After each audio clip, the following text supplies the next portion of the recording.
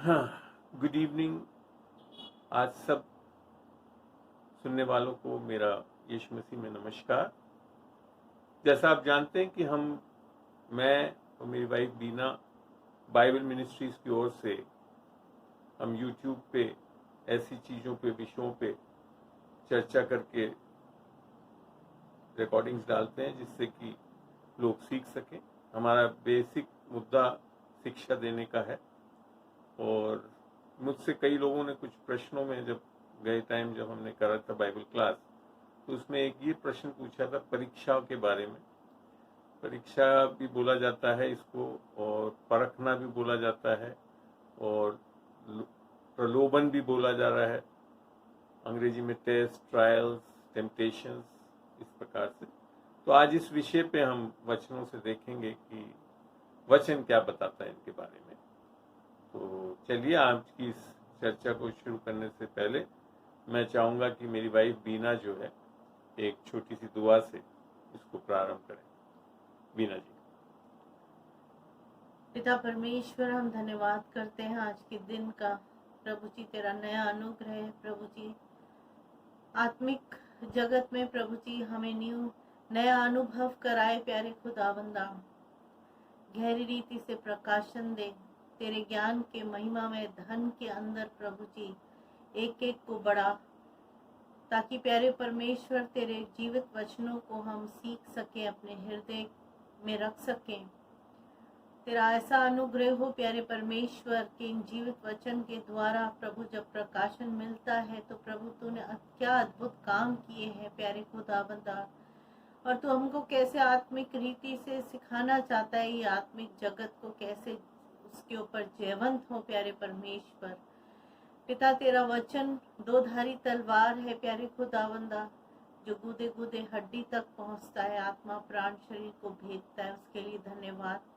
वचन जो पूरा होता है आज प्यारे खुदावंदा, हम कैसे इस्तेमाल करें प्यारे परमेश्वर शैतानी ताकतों के विरोध के अंदर, क्योंकि तेरा जीवित वचन प्रभु जी गढ़ों को ढा देने वाला है प्यारे परमेश्वर।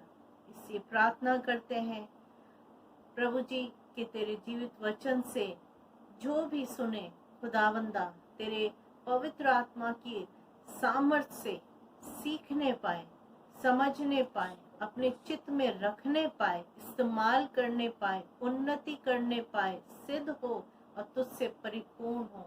इस छोटी सी दुआ को हम यीशु के नाम से मांगते हैं, आमीन। आमीन आमीन। चलिए, तो हम सबसे पहले बाइबल की पहली पुस्तक उत्पत्ति में चलते हैं, जहाँ पे हम पाते हैं कि शैतान ने जो है एक परीक्षा ली आदम और हव्वा के साथ, और उसके साथ करने से क्या हुआ पढ़ के देखते हैं। उत्पत्ति 3 1 से पढ़ना शुरू करेंगे बीना जी।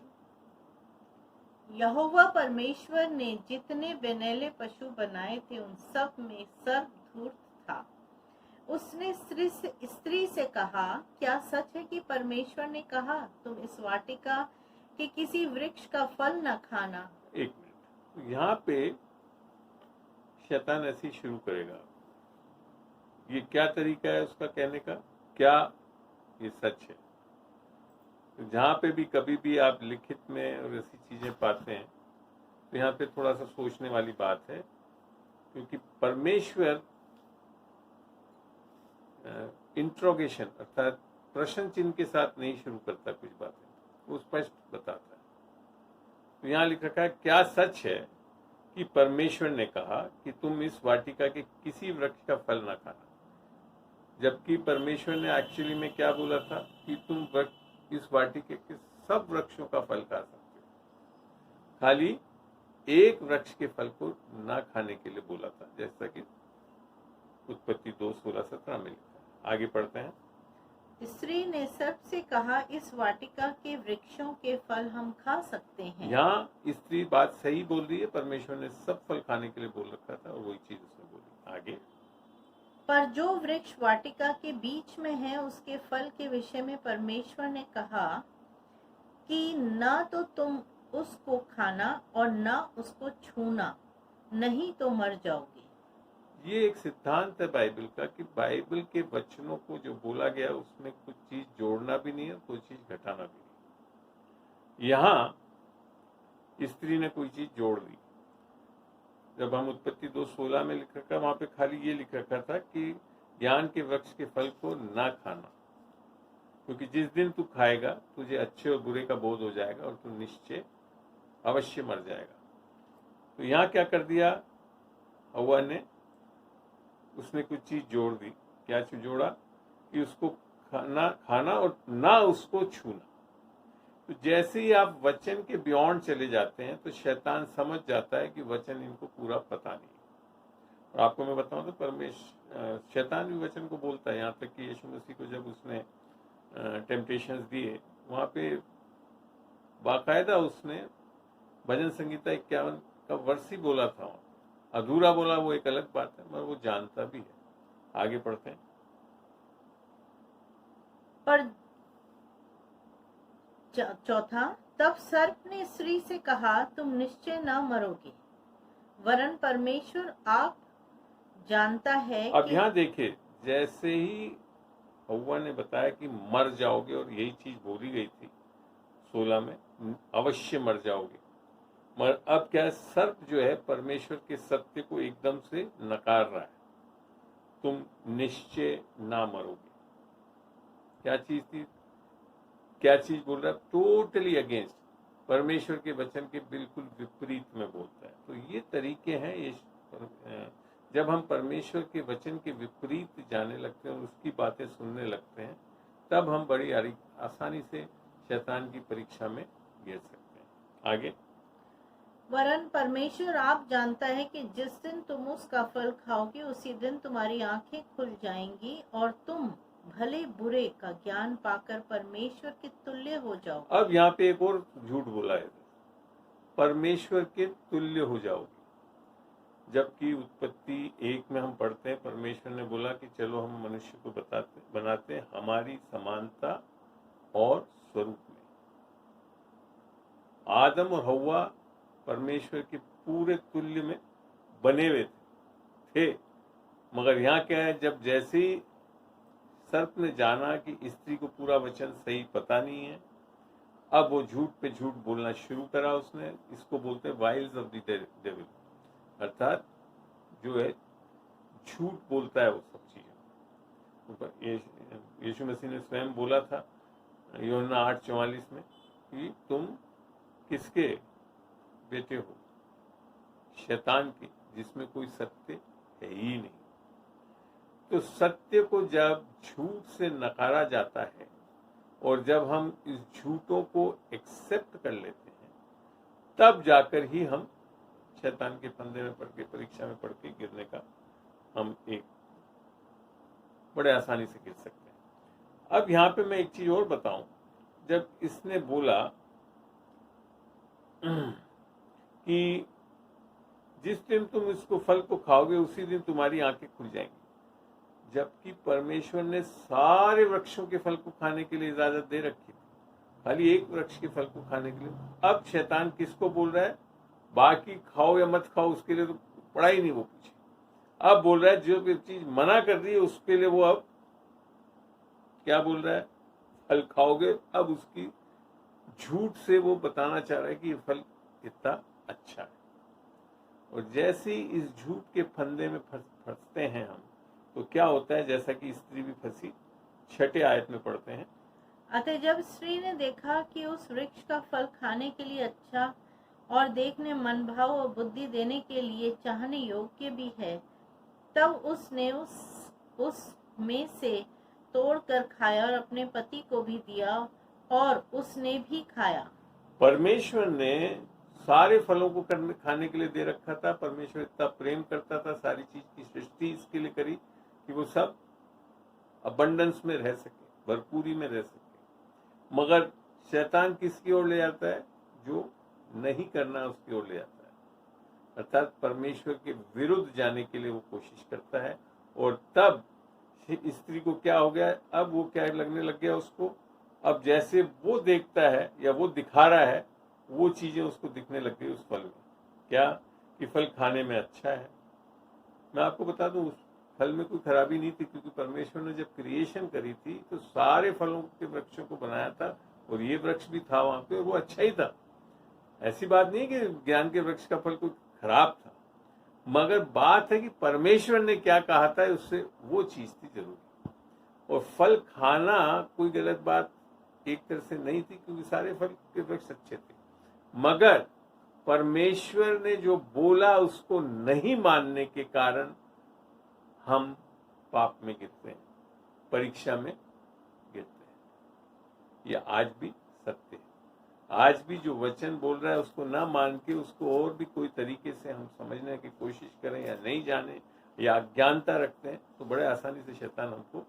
और दूसरी चीज, यहाँ पे जो टेम्पटेशन था, जो परीक्षा लेने के लिए जो करा उसने किसी तरह से स्त्री को ये कन्विंस करने के लिए बता दिया कि परमेश्वर तुमसे बहुत प्रेम नहीं करता है, उसने कुछ बात छुपा दी है तुमसे। और छुपा दी क्या है? वो जो झूठ बोला उसने कि जिस दिन इस फल को खाओगे तो तुम्हारी आंखें खुल जाएगी और तुम भले बुरे का ज्ञान पाकर परमेश्वर के तुल्य हो जाओगे। जबकि वो तुल्य थे, उनमें परमेश्वर की ज्ञान भी था, और वो जो है आंखें उनकी खुलने की जरूरत ही नहीं थी। जिस आत्मा से चल रहे थे उसमें चलना था, मगर ऐसा नहीं हुआ, और फिर उसने उस फल को खाया। तो जब परमेश्वर हमसे कितना प्रेम करता है और क्या क्या चीजें दी है, उसमें कोई घटी दिखा देगा झूठ बोल के शैतान, तब आपको परीक्षा में डाल के आपको पाप में गिरा देगा। तो एक बहुत बड़ा सिद्धांत है जो आगे जाकर समझाऊंगा भी, कि जिस टाइम हम ये मानते कि परमेश्वर हमसे अभी पूर्ण रूप से प्रेम नहीं करता, सब चीज उसने हमारे को दी नहीं है, कुछ चीजें रोक रखी हैं, तब हम बड़े आसानी से शैतान की चालों में फंस सकते हैं। अब एक और परीक्षा के बारे में देखते हैं, चलिए उत्पत्ति में ही, और एक मिनट जी, उत्पत्ति 22:1 से पढ़ते हैं। यहाँ पे अब्राहम के बारे में है, 22 का 1 पढ़ के देखते हैं। इन बातों के पश्चात ऐसा हुआ कि परमेश्वर ने अब्राहिम से यह कहकर उसकी परीक्षा की, हे अब्राहिम, उसने कहा, देख मैं यहाँ हूँ। तो यहाँ पे बड़ा स्पष्ट लिख रखा है कि इब्राहिम की परीक्षा परमेश्वर ने की, और क्या कैसे की? उत्पत्ति 22:2 में पढ़ते हैं। उसने कहा, अपने पुत्र को, अर्थात अपने इकलौते पुत्र इसहाक को, जिससे तू प्रेम रखता है, संग लेकर मोरिया देश में चला जा, और वहां उसको एक पहाड़ के ऊपर, जो मैं तुझे बताऊंगा, होम बलि करके चढ़ा। अब परमेश्वर के वचनबद्धता के कारण इसहाक आया नहीं। अब एक बहुत बड़ी चीज मेरे को अजीब लगती है इस बाइबल में पढ़ते हुए, यहाँ हम जानते हैं कि अब्राहम का एक और पुत्र भी था। कौन था?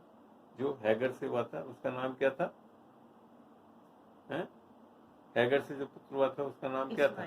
इश्माइल था, वो भी उसी का पुत्र था। मगर यहाँ जब परमेश्वर किसको पुत्र मान रहा है, वो पढ़ते हैं तो यहाँ लिखा का वचन, अपने पुत्र को, अर्थात अपने इकलौते पुत्र इसहाक को। तो बियॉन्ड जो परमेश्वर की प्रॉमिस से जाकर कोई चीजें हो रही है, उसको परमेश्वर अनदेखा कर देता है। यहाँ किसको मान रहा है इकलौता पुत्र? इसहाक। और जिससे तू प्रेम रखता है, संग लेकर मोरिया देश में। यहाँ पे एक बहुत बड़ा सत्य छुपा हुआ है, उसको आगे मैं समझाता हूँ। यहाँ पे जो परखना था, वो क्यों परखना था? वो विश्वास को परखना था। परमेश्वर ने इब्राहिम का विश्वास परखा यहाँ पे, और इसको पढ़ेंगे हम इब्रानियों 11:17 में पढ़ते हैं। इब्रानियों 11:17 खोलते हैं और पढ़ के देखते हैं। वहां पे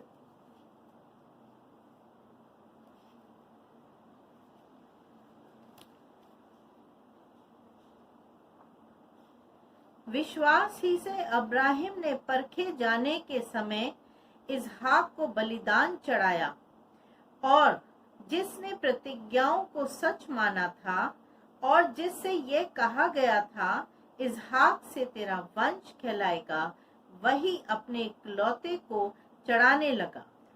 अब देखिए, ये है विश्वास इब्राहिम का। इब्राहिम जानता था परमेश्वर का ये उसने जो ये वरदान दान दिया, ये ईशाक उसको एक पुत्र दिया है, वो ये जानता था बड़े आसानी से। विश्वास में लिखा है ना, विश्वास अनदेखी चीजों का प्रमाण है। तो इब्राहिम के लिए बारे में जब हम पढ़ेंगे, इसको चलते हैं वापस उत्पत्ति 22 में और 10-11 के आसपास पढ़ के देखें। फिर इब्राहिम ने हाथ बढ़ाकर छुरी को ले लिया। नहीं, उसके ऊपर जाना पड़ेगा आपको। अपने जो नौकरों को बोला 7-6-7। तीसरे दिन इब्राहिम ने आंखें उठाकर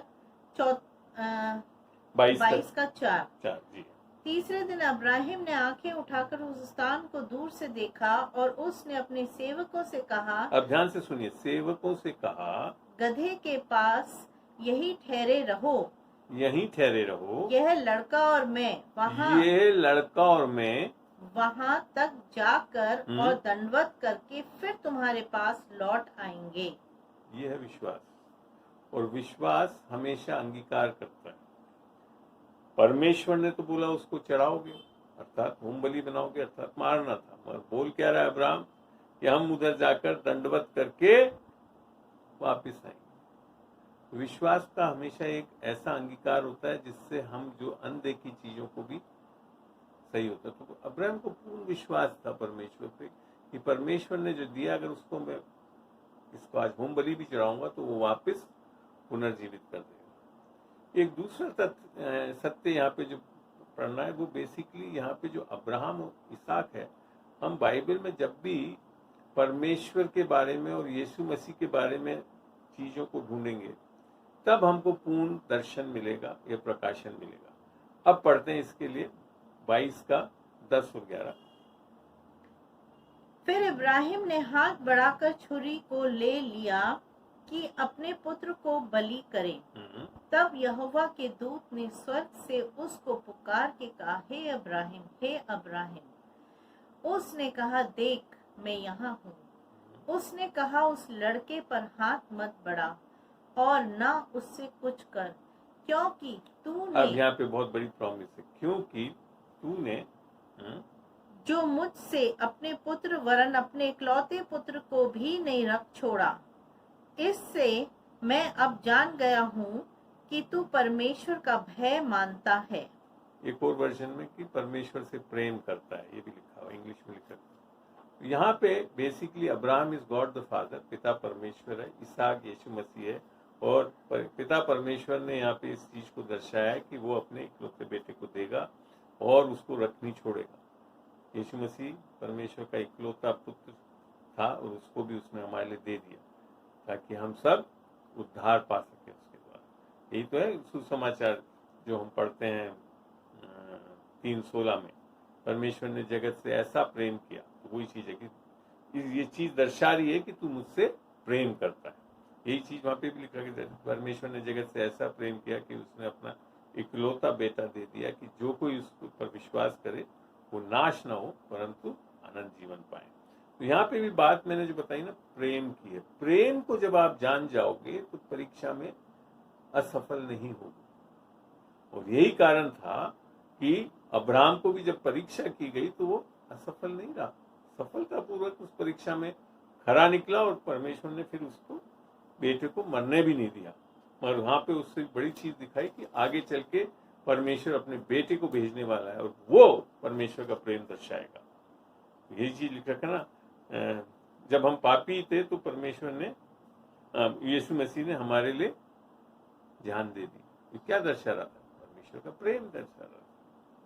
तो यहाँ जो परीक्षा है वो एक अलग चीज के लिए, विश्वास के लिए परीक्षा है, पुराने नियम में थी।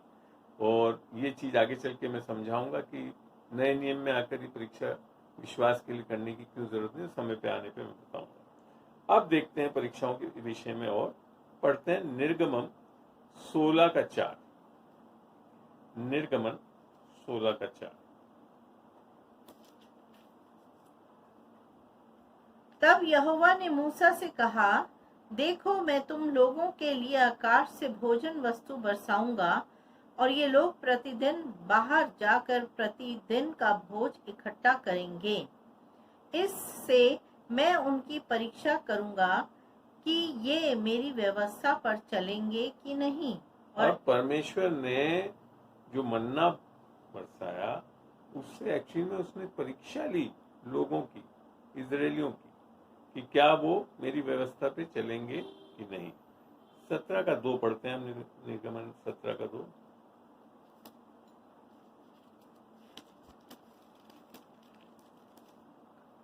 इसलिए वे मूसा से वाद विवाद करके कहने लगे, हमें पीने का पानी दे। मूसा ने उनसे कहा, तुम मुझसे क्यों वाद विवाद करते हो और यहोवा की परीक्षा क्यों करते हो। अभी हमने पढ़ा परमेश्वर ने परीक्षा कर रहा था, अब यहाँ पे देख रहे हैं कि इजरायली लोग परमेश्वर की परीक्षा कर रहे हैं। सोच सकते हैं आप, कर रहे थे। आगे पढ़ते हैं निर्गमन 20:20। निर्गमन 20:20। मूसा ने लोगों से कहा, डरो मत, क्योंकि परमेश्वर इसलिए आया है कि तुम्हारी परीक्षा करे और उसका भय तुम्हारे मन में बना रहे कि तुम पाप न करो। तो वही बात, अब ये जो परीक्षा के विषय में बात चल रही है, यहाँ पे परमेश्वर की परीक्षा की जा रही है और परमेश्वर मनुष्य की परीक्षा कर रहा है। और ये किस विषय पे हो रहा है? भोजन के विषय में हो रहा है। और ये बताकर, जैसे हमने अभी वचनों से पढ़ा, एक चीज और पढ़ते हैं। भजन संहिता खोलें 78, भजन संहिता 78:18। वहां के भी कुछ आयतों को पढ़ने से समझ में आएगा।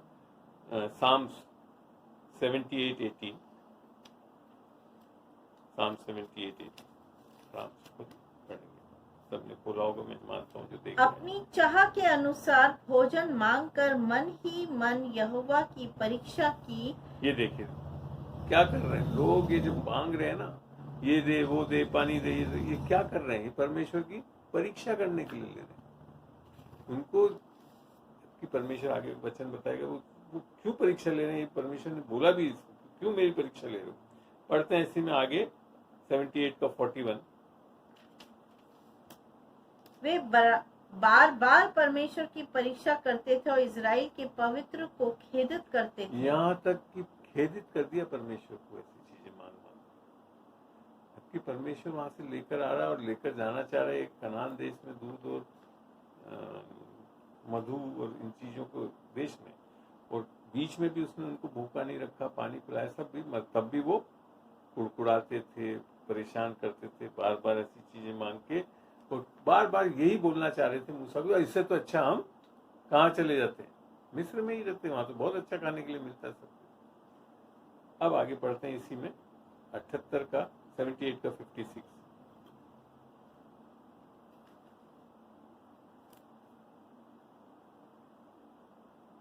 तो भी उन्होंने परम प्रधान परमेश्वर की परीक्षा की और उससे बलवा किया और उनकी चुनौतियों को न माना। चितौनियों को ना माना।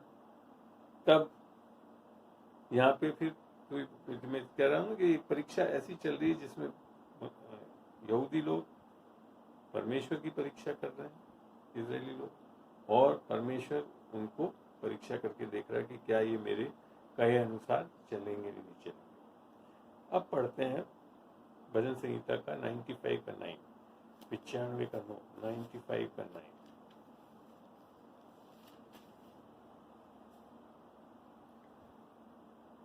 जब तुम्हारे पुरखाओं ने मुझे परखा, उन्होंने मुझको जांचा और मेरे काम को भी देखा। अब यहाँ पे देखिए परमेश्वर बड़ा स्पष्ट बोल रहा है कि तुम लोग, तुम्हारे पुरखों ने मुझे परखा। मैंने आपको शब्द बताए थे शुरू में, परीक्षा, परखना, प्रलोभन, ये सब चीजें थोड़ी सी मिक्स नेचर की, मगर कहीं कहीं अलग अलग संदर्भ भी है इनका। आगे जब वचन में चलेंगे तो हम क्लियर होते जाएंगे। उन्होंने मुझको जांचा और मेरे काम को भी देखा। परमेश्वर का हाथ था। परमेश्वर एक अजूबे तरीके से ये बंदिश में थे मिस्र में, वहां से निकाल के लाया, और वो भी वो अपने अनोखे चमत्कार दिखाकर मूसा को लेकर, और ये लेकर आया बाहर, पर तब भी ये कन्विंस नहीं हुए। और आपको पता है कि ये लोग जब चले थे तो ना तो इनके कपड़े फटे, ना जूते घिसे, ना ये भूखे रहे, ना पानी कर प्यासे, सब चीज परमेश्वर ने उनको मुहैया कराई। अब आगे देखते हैं व्यवस्था विवरण 8(2). व्यवस्था विवरण 8(2), ड्यूटरोनॉमी 8:2।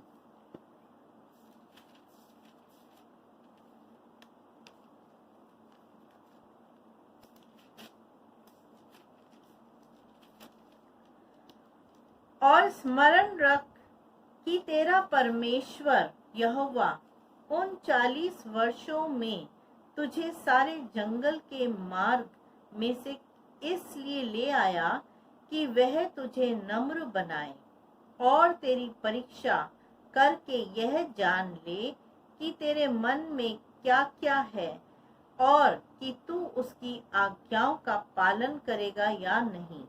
अब यहाँ पे जो आपको एक फैक्ट बताऊं, जब व्यवस्था विवरण का 1 या 2 में पढ़ते तो वो ये जो जर्नी थी कनान देश तक, एक्चुअली में शायद 11 या 12 दिन की जर्नी थी। मतलब 40 वर्ष परमेश्वर को इनको उधर से लेकर आना पड़ा, क्योंकि हटीले थे ये जितने भी मिस्र से निकले हुए इजरायली लोग, अपने आप पर भरोसा करते थे, घमंड था इनको। और इन चीज़ों को ख़त्म करने के लिए, इनको नम्र बनाने के लिए ये चीज़ें परीक्षा करी। और ये चीज़ पुराने नियम में पाई जाती है कि परमेश्वर परीक्षा कर रहा है क्या क्या करने के लिए, नम्र बनाने के लिए, और इसके लिए कि जान ले कि उनके मन में क्या है और क्या वो उसकी आज्ञाओं को मानेंगे, या जैसे वो चलाता है वैसे चलेंगे या नहीं। आगे पढ़ते हैं इसी में व्यवस्था विवरण 8(16). और तुझे जंगल में मन्ना खिलाया जिसे तुम्हारे पुरखा जानते भी न थे, इसलिए कि वह तुझे नम्र बनाए और तेरी परीक्षा करके अंत में तेरा भला ही करे। अब ये परीक्षा किसी बुराई के लिए नहीं थी। परमेश्वर क्या चाहता था? इनका भला हो, ये आज्ञाकारी हो जाए, जैसा परमेश्वर बोले वैसे करने। क्योंकि कनान देश में जाकर इनको लड़के भगाना था, उन देश में जो लोग काबिज थे। और ये कब होते? जब ये नम्र हो जाते, परमेश्वर की सुनने वाले हो जाते तब। और ये सब चीजें इन परीक्षाओं से करके वो परमेश्वर चाहता था कि इनका भला हो। तो यहाँ पे भी परीक्षा कोई बुराई के लिए नहीं थी, इनको भलाई के लिए परमेश्वर ने परीक्षाएं करी। तो अब पढ़ते हैं आगे। और तो यहाँ पे मैं बताना चाहता हूँ, आगे चल के भी जब नए नियमों में जाएंगे तो परमेश्वर हमारी को बुराई से परीक्षा नहीं करता कभी। आगे चल के बड़ा स्पष्ट भी होगा जब नए नियमों में जाकर पढ़ेंगे। अब पढ़ते हैं भजन संहिता 66(10), 66(10). क्योंकि हे परमेश्वर, तूने हमको जांचा, तूने हमें चांदी के समान ताया था। ये क्या करना है? चांदी में से जैसे खोट हटाने के लिए क्या करना पड़ता है? उसको तपाना पड़ता है। तो ये पुराने नियम में यही तरीका था, परमेश्वर परीक्षा में डालकर इनको नम्र करके, इनको आज्ञाकारी करके अंत में एक तरह से ऐसी कौम या जाति बना दे ताकि वो भली भली चीजों में भरपूर हो जाए।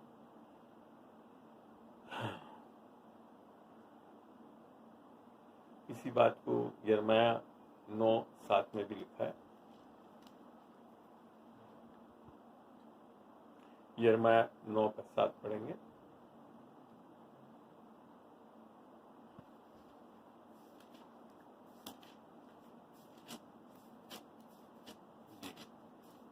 आशा करता हूँ सबने खोला भी होगा, आप लोगों ने पढ़े। 9:7। इसलिए सेनाओं का यहोवा यूं कहता है, देख, मैं उनको तपा कर परखूंगा, क्योंकि अपनी प्रजा के कारण मैं उनसे और क्या कर सकता हूँ। यहाँ पे भी वही चीज है जो ऊपर हमने पढ़ी भजन संहिता में। तो ये सारे पुराने ओल्ड कवेनेंट में ये सारी चीजें लिख रखी परखने के बारे में, वो मैं आपके सामने रख रहा हूँ। और यहाँ मगर जो मुख्य बंधु है कि वो भलाई उत्पन्न कर सके, बुराई के लिए नहीं कर रहा है। अब देखते हैं एक और जगह से पुराने नियम में से कि हम परीक्षा में जाते कैसे। खोलिए भजन संहिता 23 का पढ़ते हैं, 1 से शुरू करते हैं। ये सब लोग जानते हैं इस भजन को, दाऊद ने लिखा था ये। जी पढ़े 23 का 1 से 4 तक। यहोवा मेरा चरवा है, मुझे कुछ घटी ना होगी। वह मुझे हरी हरी चराइयों में बैठाता है। कौन लेकर जा रहा है? परमेश्वर हमारे को हरी हरी चराइयों में ले जाता, हम नहीं जाते हैं, हम जानते भी नहीं है कहाँ हरी चराई है, परमेश्वर ले जाता है। तो ये भलाई का काम है। आगे, वह मुझे सुखदाई जल के झरने के पास ले चलता है, वह मेरे जी में जी ले आता है। अब यहाँ सब कौन लेकर जा रहा है? परमेश्वर लेकर जा रहा है। धर्म के मार्गों में वह अपने नाम के निमित्त मेरी अगुवाई करता है। यहाँ पे भी परमेश्वर लेकर जा रहा है, परमेश्वर अगुवाई कर रहा है। चाहे मैं, अब बहुत अलग चीज की लिखा है, चाहे मैं, अब परमेश्वर नहीं है, चाहे मैं घोर अंधकार से भरी हुई तराई में होकर चलूं। लोग सोचते हैं कि परमेश्वर घोर अंधकार की तराई में ले जा रहा है, नहीं, आप स्वयं जाते हैं, आप स्वयं परीक्षाओं में जाते हैं, आप ट्रायल्स टेम्पटेशंस में जाते हैं। आगे जाकर नए नियम में भी सिखाएंगे हम। तो यहाँ बात जो है पुराने नियम में भी लिख रखा है कि मैं चाहे घोर अंधकार में भरी हुई तराई में होकर चलूं, मगर आगे क्या लिखा है इसमें? तो भी हानि से न डरूंगा। यहाँ पे है परमेश्वर का एक हाथ, क्योंकि तो तू मेरे साथ रहता है। तेरे सोटे, परमेश्वर ऐसी जगह में भी छोड़ता नहीं है। तेरे सोटे और तेरी लाठी से मुझे शांति मिलती है। कारण क्या है परीक्षाओं में जाने का या परेशानियों में जाने का या घोर अंधकार की तराइयों में जाते हैं?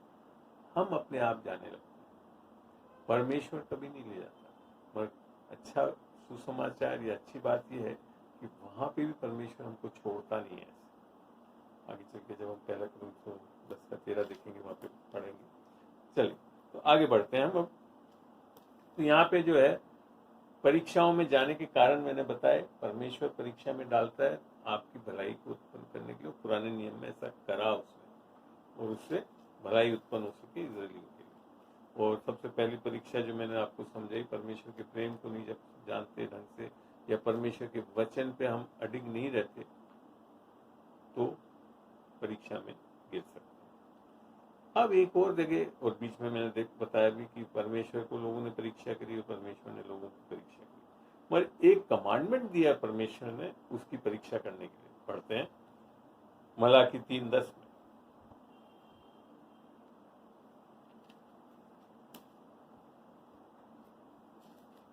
ये भी एक भलाई के लिए उसने लिखा है, और कितनी प्यारी परीक्षा करने के लिए बोल रहा है परमेश्वर उसकी। मलाकी 3:10, सारे 10 मांझ भंडार में ले आओ कि मेरे भवन में भोजन वस्तु रहे। और सेनाओं का यहोवा यूं कहता है कि ऐसा करके मुझे परखो कि मैं आकाश के झरोके तुम्हारे लिए खोलकर तुम्हारे ऊपर अपरंपार आशीष की वर्षा करता हूँ कि नहीं।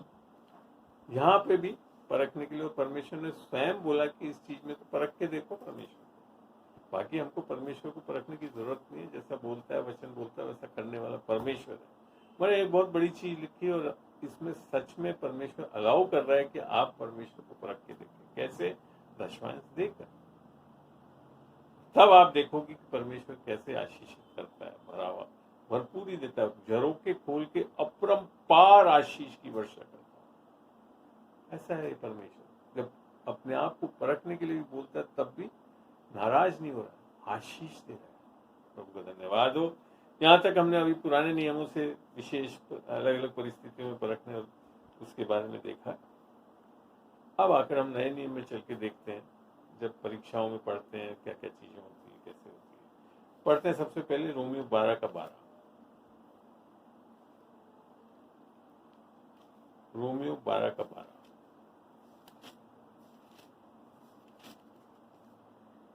आशा में आनंदित रहो। अब पहली चीज है, आशा में दुखी नहीं रहना है। अगर हमारी होप, आशा ये है कि पता नहीं क्या होगा, पता, ऐसा नहीं है। आशा में हमेशा हमारे को, ये कमांडमेंट है हमारे लिए परमेश्वर के वचन कि हमको आशा में हमेशा आनंदित रहना। और कई कारण है जिसके कारण हम आनंदित हो सकते हैं। आगे बढ़ते हैं। क्लेश में स्थिर रहो। क्लेश में स्थिर रहो। हम क्या है, डगमगाने लगते हैं, डरने लगते हैं, ये सब चीजें होती है। और प्रार्थना में नित्य लगे रहो। तो परीक्षा को ओवरकम करने के लिए, परीक्षा जब आपके ऊपर परीक्षा की जाए और आप परमेश्वर नहीं कर रहा है, नहीं आकर देखते हैं शैतान करता है हमारी परीक्षा, तो वहां लिखता है कि आनंदित रहो आशा में क्यों? क्योंकि आशा कर सकते हैं कि परमेश्वर ने विजय पा लिया है, शैतान की सारी चीजों को, उसकी सारी शक्ति को खत्म कर दिया। पुलिसों में जैसे लिख रखा है 2:14 में, सारी प्रधानता को इकट्ठा करके हटा दिया। तो इसके लिए बोलता है आशा में आनंदित रहो, कलेश में स्थिर रहो, घबराना नहीं है, परसिवियर करना है, और प्रार्थना में नित्य लगे रहो। और प्रार्थना भी अविश्वास की नहीं करनी है, डर से नहीं करनी, विश्वास से प्रार्थना करनी है। इन चीजों को आगे भी देखेंगे हम वचन से। अब पढ़ के देखते हैं, भजन संहिता में यही बात को लिखा हुआ था 34:17। भजन संहिता 34:17, 34:17। धर्मी दोहाई देते हैं और यहोवा सुनता है, अर्थात प्रार्थना करते हैं और यहोवा सुनता है, और उनको सब विपत्तियों से छुड़ाता है। कुछ विपत्तियों से छुड़ाता लिखता है, सब विपत्तियों से छुड़ाता है। ये है काश इस बाइबल के परमेश्वर की विशेषता। जब धर्मीजन, और धर्मीजन नए नियम में आकर धर्मीजन कौन है? जो यीशु मसीह की धार्मिकता प्राप्त कर चुका है, दान के रूप में विश्वास, वो सब धर्मीजन है। और धर्मीजन की प्रार्थना बड़ी चीजें लाती करके याकूब में भी लिखा है, विश्वास की प्रार्थना। तो धर्मी दुहाई देता है और यहोवा सुनता है और उसको सब विपत्तियों से छुड़ाता है। आगे पढ़ते हैं 34 का ही 18 और 19 भी पढ़े इसी में। यहोवा टूटे मन वालों के समीप रहता है और पिसे हुओं का उद्धार करता है। यहाँ पे वही चीज, हम जब विपत्तियां आती तो कैसी हालत हो जाती है हमको? हम बिल्कुल मन में टूट जाते हैं और पिसे हुए, अर्थात बिल्कुल ऐसी हालत हो जाती है। और तब भी परमेश्वर का वचन क्या कहता है कि तब भी वो हमारे समीप रहता है। जैसे हमने अभी पढ़ा था भजन संगीत 23 में, जब हम जाते हैं अंधकार की वादियों में, तब भी वो हमारे साथ रहता है और उद्धार करता है। आगे पढ़ते हैं 19। धर्मी पर बहुत सी विपत्तियां पड़ती तो हैं, परंतु यहोवा उसको उन सब से मुक्त करता है। ये एक प्रॉमिस है। देखो एक बात मैं बता दूं, लोग बात कई बार गलत प्रचार भी कर देते हैं कि हाँ यीशु मसीह में आ जाओगे तो कोई कुछ नहीं होगा। बाइबल ऐसा नहीं बताती। यहाँ पे भी लिखा है धर्मीजन बहुत विपत्तियों में पड़ती है। यहाँ तक यीशु मसीह ने भी यूहन्ना 16:33 में बोला, इस संसार में बहुत कलेश है, मगर आनंदित हो कि मैंने उन सब पे विजय पा ली। तो कलेश आना, विपत्ति आना कोई बड़ी प्रॉब्लम नहीं है, मगर प्रॉमिस जो है वो परमेश्वर उस कलेश और विपत्ति से बढ़कर वाला परमेश्वर है, जो हमारे को सब में से मुक्त करता है। तो हमारा जब मन नया हो जाएगा इन बातों से, तो हम जब विपत्तियां कलेश आएंगी, और उसकी भी आगे चीजें बताऊंगा मैं रीजंस क्यों आती हैं, तब हम बड़े आसानी से इस परमेश्वर पे भरोसा करके, और क्योंकि हमेशा समीप रहता है, कभी छोड़ता नहीं, कभी त्यागता नहीं, आप बड़े आराम से विपत्तियों में से निकल सकते हैं। ये चीज पुराने नियम में भी दर्शाई हुई है। यशायाह पढ़ते हैं 43 का 2 और 3। मैं आपको ये सिद्धांतों को इसके लिए बता रहा हूं कि जब पुराने नियम में और नए नियम में कोई चीजें लिखी हुई हैं, वो 100% आज भी होंगी। ये सिद्धांत है बाइबल का। जो चीजें, जो वाचाएं पुराने नियम में भी और नए नियम में भी आ रही हैं, वो 100% होगी। और जो वाचाएं पुराने नियम में नहीं है और नए नियम में है, वो भी होंगी, क्योंकि नया नियम हमारा अनुग्रह का नियम है। और वो सारी चीजें इसके लिए होगी क्योंकि परमेश्वर ने सब कुछ कर दिया है हमारे। और जो नए नियम में नहीं है और पुराने नियम में, वो चीजें अब आज क्रियान्वित नहीं होती। चलिए, क्योंकि जैसे पुराने नियम में परमेश्वर गुस्सा करता था, नए नियम में आकर अब नहीं करता।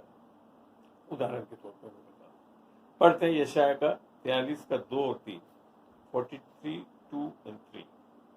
जब तू जल में होकर जाए तो मैं तेरे संग संग रहूंगा। अब यहाँ पे भी देखो, परमेश्वर जल में से नहीं ले जा रहा, जो मैंने बताया था ना भजन संहिता 23 में, हम जाते हैं परेशानियों में। तो क्या लिख रखा है, आगे पढ़े वापस। जब तू जल में होकर जाए मैं तेरे संग संग रहूंगा, और जब तू नदियों में होकर चले तब वे तुझे न डुबो सकेंगी। जब तू आग में चले तब तुझे आँच न लगेगी, और उसकी लौ तुझे न जला सकेगी। ये हमने बाइबल में बार बार देखा भी है। दानियल के साथ जो 3 उसके मित्र थे उनको आग में डाला गया था और उनको नहीं जले थे। तो ये है परमेश्वर, ये ऐसा परमेश्वर है जो आपको सब चीजों में से बचा सकता है। ये चीज यहाँ पे दर्शाई गई है। और ये आपने 2 पढ़ा, 3 भी पढ़े।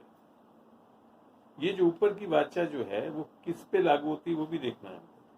यशायाह 43:3 क्योंकि मैं यहोवा तेरा परमेश्वर ये हूँ। है, क्योंकि मैं यहोवा। अगर इस बाइबल का परमेश्वर आपका परमेश्वर नहीं है तो गलती से भी मत चले जाना पानी में और आग में, सुन में डूब जाओगे और जल जाओगे।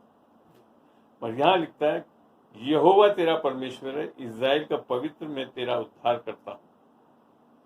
तेरी छुड़ौती में से मैं मिस्र को और तेरी संति कुश और सबा को देता हूँ। और यहाँ छुड़ौती में उसने मिस्र को और उसको परेशानी भी दे दी। चाहे मर गए ना, पहले पलौटे जो है मिस्र वालों को मर गए, लोग मने खून बन गया और सब परेशान हुए, बहुत बुरी तरह परेशानियां थी। थे तो वो भी मनुष्य, मगर ये है जब परमेश्वर के जनों के साथ कोई कुछ खिलवाड़ करना चाहता है तो परमेश्वर निस्संदेह उसको रोक देता है। इसको देखते हैं और नए नियम में भी सिद्धांत को।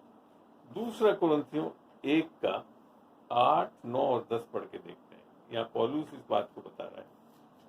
2 कुरिन्थियों 1:8, 9 और 10 जी। हे भाइयों, हम नहीं चाहते कि तुम हमारे उस क्लेश में अनजान रहो, उस कलेश से अनजान रहो जो आसिया में हम पर पड़ा। हम ऐसी भारी बोझ से दब गए थे जो हमारी सामर्थ से बाहर था। पौलुस से बोल रहा है उसको मेरे सामर्थ से बाहर था, इतना बड़ा कलेश आ गया था जी। यहाँ तक कि हम जीवन से भी हाथ धो बैठे थे, अर्थात मरने वाले थे। आगे, वरन हमने अपने मन में समझ लिया था कि हम पर मृत्यु की आज्ञा हो चुकी है, ताकि हम अपना भरोसा न रखें वरन परमेश्वर का जो मरे हुओं को जिलाता है। मैंने यहाँ पे एक बड़ी बात है, जब बहुत ज्यादा ऐसी कठिन परिस्थितियों में भी जाएं तो आपको अपने आप पर भरोसा नहीं करना। किस पे भरोसा रखना है? बचाने वाले परमेश्वर, उद्धारकर्ता पे भरोसा रखना है, क्योंकि वो हमको जिलाता है। आगे क्या लिखा है 10 में? उसी ने हमें मृत्यु के ऐसे बड़े संकट से बचाया। उसी ने, हमने नहीं, उसी ने हमारे को ऐसे मृत्यु के बड़े संकट से बचाया और बचाएगा। एक बार बचाकर छोड़ दिया नहीं, कहा कि अब बचाएगा, आगे भी बचाएगा। और उस पर हमारी यह आशा है कि वे आगे को भी बचाता रहेगा। आगे को भी, अगर आगे भी जाकर कोई परेशानी कलेश आके तो परमेश्वर छोड़ने नहीं वाला, आपको हमेशा आपके साथ रहता है। और वही है जो उद्धार करता और बचाने वाला है हमेशा। ये सब अगर ऐसी परिस्थितियों में भी जाएं तो हमको करना क्या है? इस बाइबल के परमेश्वर पे पूर्ण रूप से भरोसा करना। और आप मान के चलिए ये परमेश्वर छोड़ने वाला, त्यागने वाला परमेश्वर नहीं है। इसने सब चीजों पे विजय पा ली और लिखा था यीशु मसीह ने जब करा क्रूस पे कार्य का, सब कुछ हुआ। 19:30 में लिखा था। तो ये चीज को हमेशा ध्यान रखें कि आप परीक्षा में जाने से आपको घबराने की जरूरत नहीं। परमेश्वर जो आपका है, अगर आप यीशु मसीह में हैं, आपने उद्धार पाया, नया जन्म पाया, परमेश्वर की आत्मा को पाया, आपके लिए वादा है जैसे पौलुस को बचाया ऐसे हमको भी वो बचाता रहेगा। और ये कब है? इसको पढ़ने के लिए सीखें या समझे। जो यहाँ पे भी बताया कि भरोसा किस पे करना है? परमेश्वर पे। नीति वचन 3:5 और 6। नीति वचन 3:5 और 6।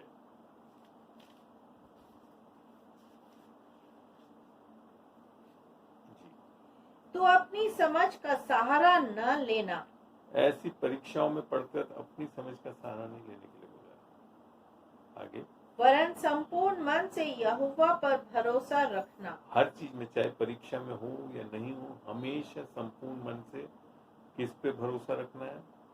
परमेश्वर पे भरोसा रखना है। आगे 6। उसी को स्मरण करके सब काम करना।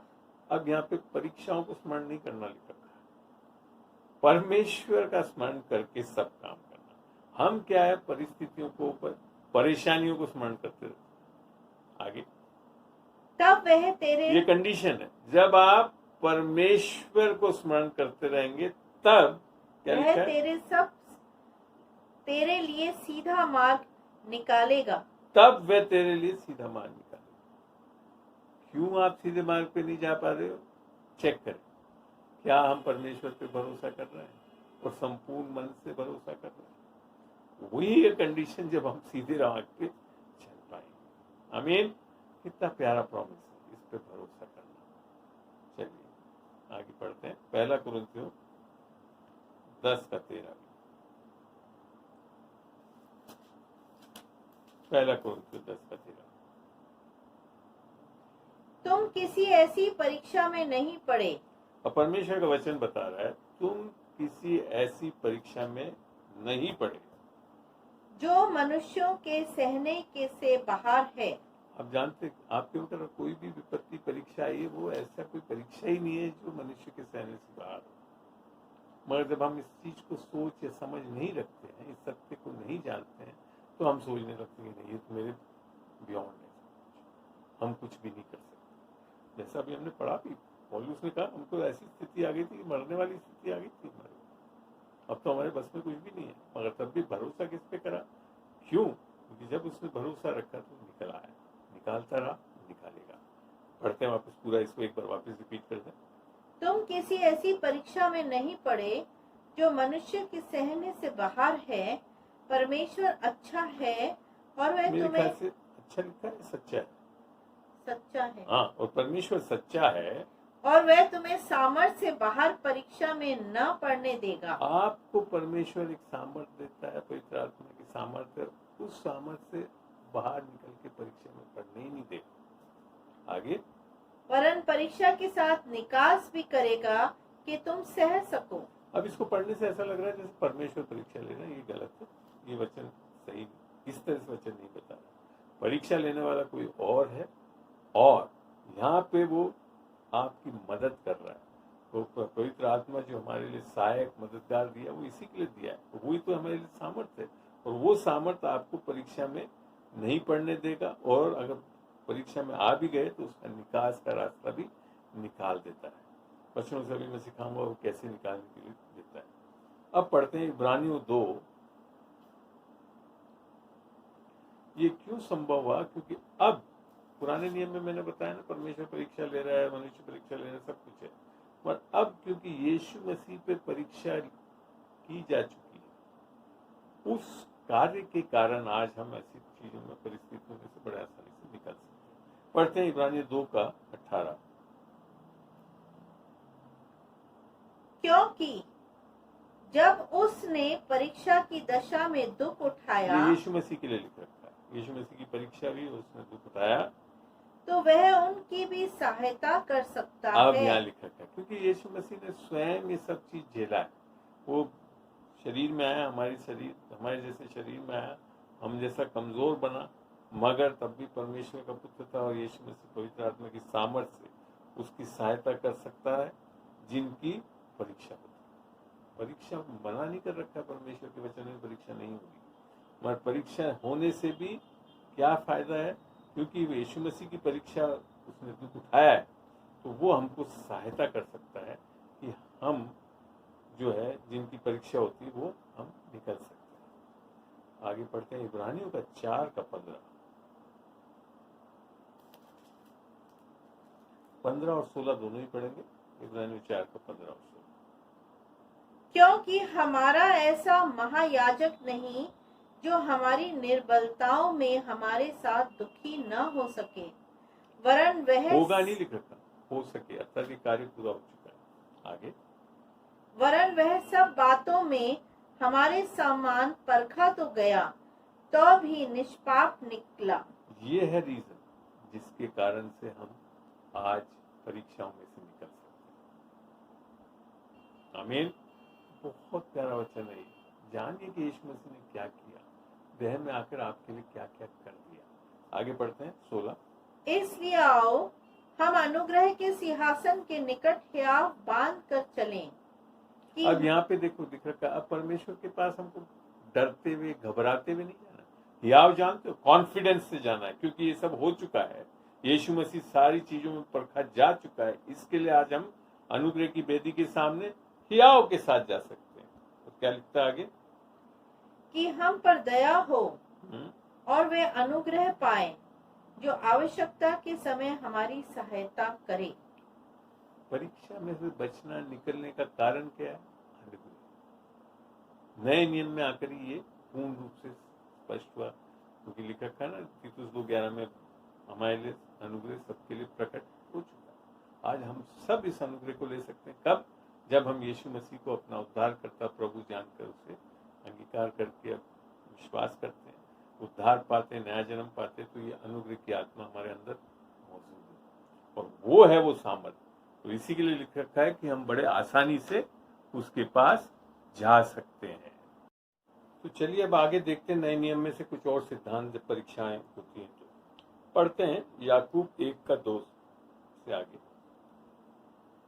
याकूब 1:2, 3 और 4 पढ़ेंगे जी। बीना जी। हाँ। हे मेरे भाइयों, जब तुम नाना प्रकार की परीक्षाओं में पढ़ो। अब यहाँ लिख रखा है कुछ 1-2 नहीं, सारी नाना प्रकार की परीक्षाओं में पढ़ो। तो हमारी मुद्रा किस तरह की होनी चाहिए वो आगे बताता है। तो इसको पूरे आनंद की बात समझो। मगर हम कैसे हो जाते हैं? दुखी हो जाते हैं, निराश हो जाते हैं, जबकि हमारे को एक आशा है, आनंद की आशा है, क्योंकि यीशु मसीह क्या लिख रहा है यहाँ पे? तो इसको पूरे आनंद की बात समझिए। हमारे लिए एक तरह से आज्ञा है कि हमको आनंदित रहना है ऐसी स्थिति। और मैं आपको बता दूं, इसको मैं बोलूंगा 50% आपकी जो युद्ध है शैतान के विरुद्ध, वो इसी चीज से खत्म हो जाती है, आनंदित रहने से। आगे, यह जानकर कि तुम्हारे विश्वास के परखे जाने से धीरज उत्पन्न होता है। अब यहाँ पे देखिए क्या कह रहा है वचन कि परमेश्वर यहाँ परखने वाला नहीं, आगे चल के याकूब में से मैं बताऊंगा। शैतान परखने वाला है और परखता किस पर? आपके विश्वास को परखना चाहता है। और विश्वास को परख जाने से मगर एक जो फायदा यहाँ उत्पन्न हो रहा है वो है धीरज उत्पन्न होता है जी। आगे, पर धीरज को अपना पूरा काम करने दो कि तो हमको आनंदित रहना है। विश्वास की परीक्षा होगी, आपके ऊपर परीक्षाएं डालेगा वो, मगर हमको फिर धीरज में बने रहना है और पूरा काम होने देना है। क्या? कि तुम पूरे और सिद्ध हो जाओ और तुम में किसी बात की घटी न रहे। अब यहाँ पे बहुत बड़ा सत्य समझ में आता है अपने को वचन से कि जब परीक्षा में पढ़ते हैं और जब हम निराश नहीं होते हैं, आनंदित रहते हैं, विश्वास में बने रहते हैं, अडिग रहते हैं, तो धीरज उत्पन्न होता है। और इस धीरज से क्या क्या फायदे मिल रहे हैं हमको? कि तुम पूरे और सिद्ध हो जाओ और तुम में किसी बात की घटी न हो। ये फायदा आपका परीक्षा का। परीक्षा को आपको एक दुखी होने की चीज नहीं लेनी है। इससे आपको क्या मिल रहा है? आप क्षेत्रों में सिद्ध हो रहे हैं, आप क्या हो रहे जाते जा रहे हैं, आपको किसी बात की घटी नहीं देगी। ये है फायदा। तो परीक्षा आपको निराश नहीं करेगी, उजाड़ नहीं सकती। परीक्षा आपको वास्तव में, शैतान तो परीक्षा लेता है, बाइबल का वचन रोमियो में बोलता है ना, हर बात को हमारे लिए भलाई उत्पन्न करने के लिए परमेश्वर उसको बदल देता है। कब? जब हम आनंदित रहें, विश्वास में खड़े रहें और धीरज में बने रहें। रोमियो 5:3 पढ़ के देखते हैं।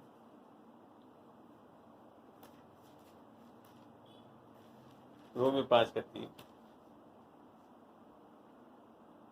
केवल यही नहीं वरन हम क्लेशों में भी घमंड करें। क्या करना है हमको? घमंड करना है। क्यों? यह जान के कि क्लेश से धीरज और धीरज से खरा निकलना और खरे निकलने से आशा उत्पन्न होती है। ये सारे कार्य कर देता परमेश्वर। इन बुरी चीजों को भी हमारी भलाई उत्पन्न करने में, धीरज उत्पन्न करने में, सब चीजों के लिए इस्तेमाल करने योग्य परमेश्वर है। आमीन। तो परीक्षाओं में आकर हमको परेशान होने की जरूरत नहीं है। इन वचनों को याद रखना है, मन को नया करना है इन वचनों से, और इस मुद्रा में, इस चीजों में रहना है। पढ़ के देखते हैं याकूब 1:5।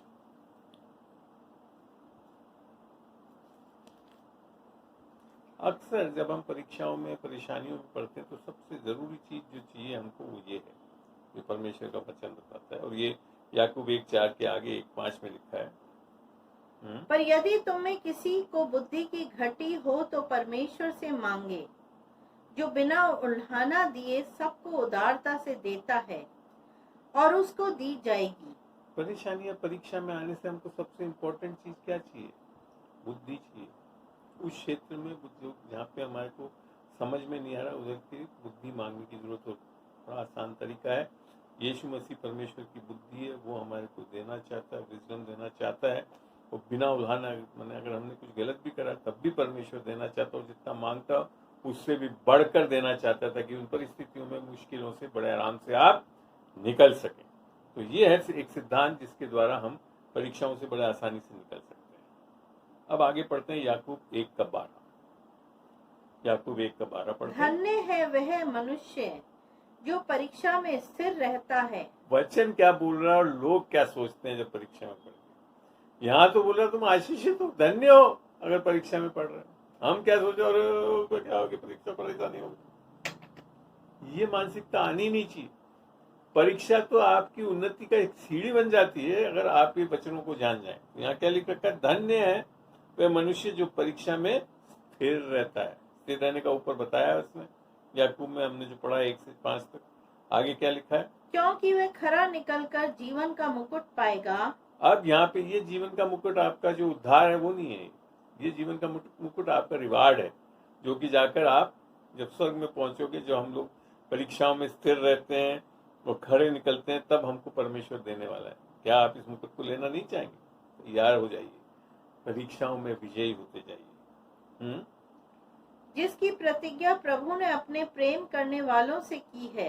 प्यारा सा वादा है। आपको अगर स्वर्ग में जाकर मुकुटों को लेना है तो यहाँ पे परीक्षाओं में से निकलना पड़ेगा, जयवंत होना पड़ेगा, और हम हो सकते हैं निस्संदेह यीशु मसीह की सहायता से। पढ़ के देखते हैं एक और, मत्ती 6:13। कई लोगों के दिमाग में है, और पुराने नियम में मैंने बताया भी परमेश्वर परीक्षा ले रहा था, और अभी हमने यहाँ पे पढ़ा भी कि उससे पहले, मत्ती 6:13 के पहले याकूब 1:13 ही पढ़ ले। जब किसी की परीक्षा हो तो वो यह ना कहे कि मेरी परीक्षा परमेश्वर की ओर से होती है। बड़ा स्पष्ट लिख दिया। अब नए नियम में आकर परमेश्वर परीक्षा नहीं ले रहा है आपको।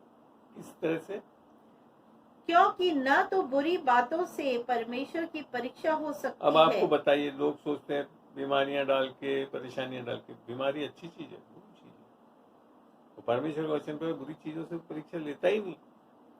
आगे, और न वह किसी की परीक्षा आप करता है। ना तो इन चीजों से परमेश्वर की परीक्षा होती है, ना वो आप किसी की इस तरह से परीक्षा करते हैं। तो लोगों के जो दिमाग में ये है कि जब कठिनाइयां, बीमारियां, ऐसी चीजें जो उत्पन्न हो जाती, परिस्थितियां उत्पन्न, तो परमेश्वर कर रहा नहीं।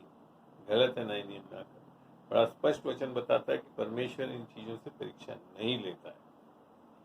और आपको इसका लॉजिक समझाता हूँ। मत्ती 6:13 पढ़ते हैं, जो कि परमेश्वर प्रभु की प्रार्थना करके हम लोग बोलते हैं, और हमें परीक्षा में न ला। अब परमेश्वर आपसे प्रार्थना करवा रहा है कि हमें परीक्षा में ना ला, परंतु बुराई से बचा। अब जब परमेश्वर प्रार्थना में कह रहा है परीक्षा में ना ला और बुराई से बचा, तो क्या वही परमेश्वर आपको परीक्षा में लाएगा? मेरे को लॉजिक नहीं समझ में आता इस बात का, और लोग मगर ऐसा मानते हैं। ये गलत है। परमेश्वर परीक्षा नहीं ले रहा है। नए नियम में आकर परमेश्वर परीक्षा में डालता ही नहीं आपको, क्योंकि उसने उस चीजों को सबको परख लिया यीशु मसीह में, जिसके कारण आज हम सारी परीक्षाओं में निकल सकते हैं। अब देखते हैं परीक्षा में पढ़ता कैसे है मनुष्य। याकूब 1:14 पढ़ते हैं और 15 दोनों ही पढ़ेंगे। परंतु प्रत्येक व्यक्ति अपनी ही अभिलाषा से खींचकर और फंसकर। अब यहाँ पे समझिए, शैतान एक खाली थॉट देता है, बोलता है, बाकी सारी क्रियाएं आपकी हैं। यहाँ लिख रखा है, परंतु प्रत्येक व्यक्ति अपनी ही अभिलाषा में खींचकर, आगे, और फंसकर, हाँ, परीक्षा में पढ़ता है। तो हम खुद पढ़ते हैं। हमने जैसे भजन संगीत 23 में हम घोर अंधकार की वादियों में जा रहे हैं। यहाँ वही बात, वही सिद्धांत, वही चीज यहाँ पे भी आ रही है कि प्रत्येक व्यक्ति अपनी ही अभिलाषा में खींचकर और फंसकर परीक्षा में पड़ता है। परमेश्वर नहीं डालता है, हमारा हाथ है परीक्षा में डालने का। आगे पढ़ते हैं 15 में। फिर अभिलाषा गर्भवती होकर पाप को जनती है, और पाप जब बढ़ जाता है तो मृत्यु को उत्पन्न करता है। अब पाप में जब धस जाते हो, कर देते हो, तो उसका एक कंसिक्वेंस है। ये चीज यहाँ पे बड़ा बताइए, उससे क्या होता है, वो क्या है, फिर शैतान आपके जीवन में कार्य करता है। शैतान का कार्य क्या है, यूहन्ना 10 में लिखा क्या, वो चोरी करने, घात लगाने, नाश करने। जैसे ही आपने शैतान की परीक्षा में अपनी अभिलाषा में करके फंस जाओगे, तो शैतान फिर अपनी योजना को पूरा कर लेगा। उसी के बाद में लिख रखा है, यीशु मसीह इसके लिए आया ताकि जीवन पाओ और भरपूरी का जीवन पाओ। निकलने का तरीका कैसे है, यीशु मसीह में उस उद्धार से, उस आत्मा के चलने से। क्योंकि अभिलाषाओं का कैसे नहीं पूरा करते हैं, जब इसको पढ़ के देखते हैं गलतियों 5:16 में। गलतियों 5:16, ये मैं आपको सारे सिद्धांत समझा रहा हूँ बाइबल से, और ये सीक्वेंशियल वे में बता रहा हूँ कि कैसे हम बच सकते हैं परीक्षाओं से। जी। और मैं कहता हूँ, आत्मा के अनुसार चलो तो तुम शरीर की लालसा किसी रीति से पूरी न करोगे। ये अभिलाषाएं जो है, लालसाओं को कब पूरी नहीं करोगे, जब आत्मा के द्वारा नया जन्म पाकर यीशु की आत्मा आपके अंदर विराजमान रहे और उससे चलने वाले हो, बल्कि उसे जीने दें, तब हम लालसाओं में नहीं पड़ेंगे, अभिलाषाओं में नहीं जाएंगे। चलिए आगे देखते हैं। पहला पत्रस 1:4 से लेकर 7 धीरे धीरे पढ़ेंगे हम। पहला पत्रस 1:4 से लेकर 7। अर्थात एक अविनाशी और निर्मल और अजर मिरास के लिए जो हमारी जो आशा वो क्या है, अविनाशी, निर्मल और अजर मिरास हमको मिलने वाली है। आगे चलिए, आगे। जो तुम्हारे लिए स्वर्ग में रखी है। ये कहाँ मिलने वाली है, स्वर्ग में रखी हुई है हमारे लिए। आगे। जिनकी रक्षा परमेश्वर की सामर्थ से विश्वास के द्वारा उस उद्धार के लिए जो आने वाले समय में प्रकट होने वाली है की जाती है। तो इसको करने वाला कौन है, रक्षा कौन करता है, परमेश्वर की सामर्थ, अर्थात परमेश्वर की पवित्र आत्मा जो सामर्थ के रूप में हमारे अंदर है, परमेश्वर का विश्वास जो दान के रूप में दिया गया है, और उद्धार जो अनुग्रह से हमको मिला है, जो आने वाले समय में प्रकट होने वाली है, की जाती है। तो ये मिरास हमको कब मिलने वाली है स्वर्ग में, इस कारण से। आगे पढ़ते हैं। इस कारण तुम मग्न होते हो, यद्यपि अवश्य है कि अभी कुछ दिन के अब यहाँ लिए। पे क्या मग्न होने का कारण, किस कारण से है, क्योंकि हमको क्या मिरास में मिलने वाला है, उसके कारण हम आनंदित हो सकते हैं, उसके कारण हम मग्न हो सकते हैं। वो खत्म ही नहीं, मिरास आप जानते हो एक तरह से विरासत है, वो हमको मिलेगी मिलेगी, क्योंकि परमेश्वर ने वादा किया है। तो जब हम उस पे मग्न रहते हैं तो फिर क्या लिखता है, यद्यपि, पढ़े आप वापिस। यद्यपि अवश्य है कि अभी कुछ दिन के लिए नाना प्रकार की परीक्षाओं के कारण दुख में हो। तो और यहाँ जो परिस्थिति है वो क्या है कि अभी जो है जिसके कारण हम उदास होते हैं, मगर इसमें उदास रहना नहीं है, आनंदित रहना। इस क्यों, क्योंकि जो मिरास हमको मिलने वाली वो इससे भी बहुत बढ़कर है। पढ़ते हैं आगे 1:7। और यह इसलिए है कि तुम्हारा परखा हुआ विश्वास, जो आग से ताए हुए नाशवान सोने से भी कहीं अधिक बहुमूल्य है, यीशु मसीह के प्रकट होने पर प्रशंसा और महिमा और आदर का कारण ठहरे। क्या क्या चीजें मिलने वाली आप देख रहे हैं, प्रशंसा, महिमा, आदर। क्योंकि परीक्षाओं से हमको घबराना नहीं है। हम क्या मिलने वाला है हमको, प्रशंसा, महिमा, आदर, मिरास, स्वर्ग में जाने का इतना प्यारा अवसर मिल रहा है। आगे पढ़ते हैं। पहला पत्रस का 4 और 12 से 16 तक, 12, 13, 14 और 16 पढ़े। पहला पत्रस 4, 12, 13, 14 और 16 जी पढ़े। हे प्रियो, जो दुख रूपी अग्नि तुम्हारे परखने के लिए तुम में भड़की है, इससे यह समझकर अचंबा न करो कि कोई अनोखी बात तुम पर बीत रही है। आप समझ रहे हैं, जब परीक्षा में पढ़ते हैं तो ये बाइबल का वचन क्या कह रहा है कि अचंभे की बात मत समझो, ये तो होना है, कोई बड़ी बात नहीं है, मगर अनोखी बात ना समझो इसको। हम एकदम से घबरा कर डर के भला, ये नहीं आना चाहिए हमारे अंदर। आगे क्या लिखता है? पर जैसे जैसे मसीह के दुखों में सहभागी होते हो आनंद करो। नाना प्रकार की परीक्षा में पढ़ने पे आनंद करो जी, जिससे उसकी महिमा के प्रकट होते समय भी तुम आनंदित और मगन हो। तब रहोगे आनंदित नगर।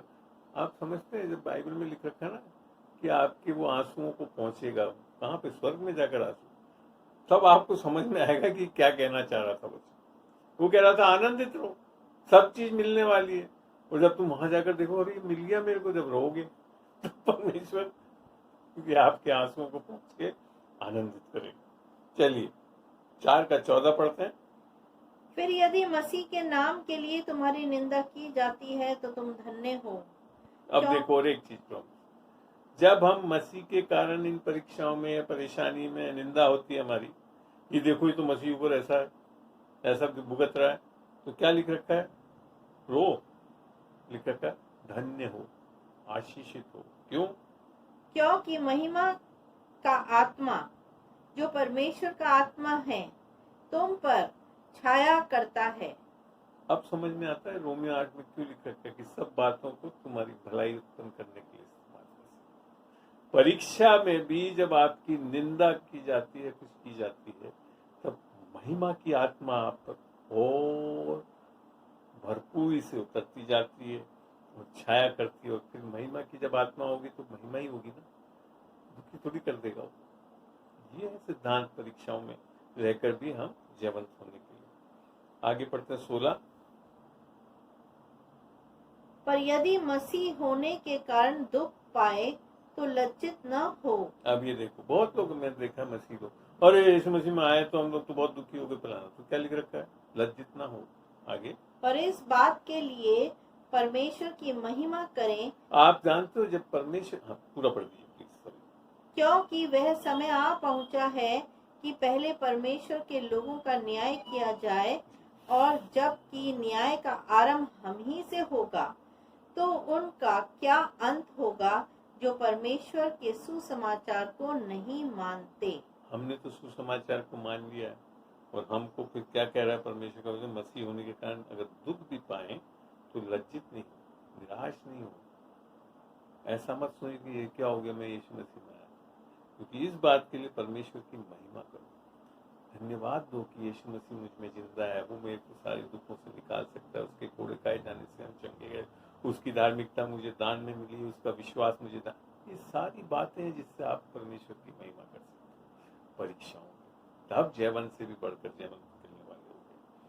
पढ़ के देखते हैं और आगे इन सिद्धांतों के बारे में, यही जो चीज परीक्षाओं के इसके बारे में मरकुस का 4:15 से पढ़ेंगे और 16, 17, 18, 19 तक पढ़ेंगे धीरे धीरे। मरकुस 4:15, 16, 17, 18। जो मार्ग के किनारे के हैं जहाँ वचन बोया जाता है, वे हैं कि जब उन्होंने सुना तो शैतान तुरंत आकर वचन को जो उनमें बोया गया था उठा ले जाता है। अब आप देख रहे हो, लोग बाग बोलते हैं मसीह में आ गए, वचन पढ़ने लग गए, वचन जानने लग गए, तो प्रॉब्लम शुरू होती है। शैतान आकर चुराना चाहता है, जिन्होंने समझा नहीं उनके पास तो 1 मिनट में चुरा लेता। मैं आपको जो सारी सिद्धांत बता रहा हूँ, अगर आप आज ये नहीं जान पाए, निस्संदेह शैतान सब चुरा कर और आपके ऊपर परीक्षाओं पे परीक्षा डाल के आपको परेशान तो क्या करना है? उनको ग्रहण करना है। आगे क्या लिखा है?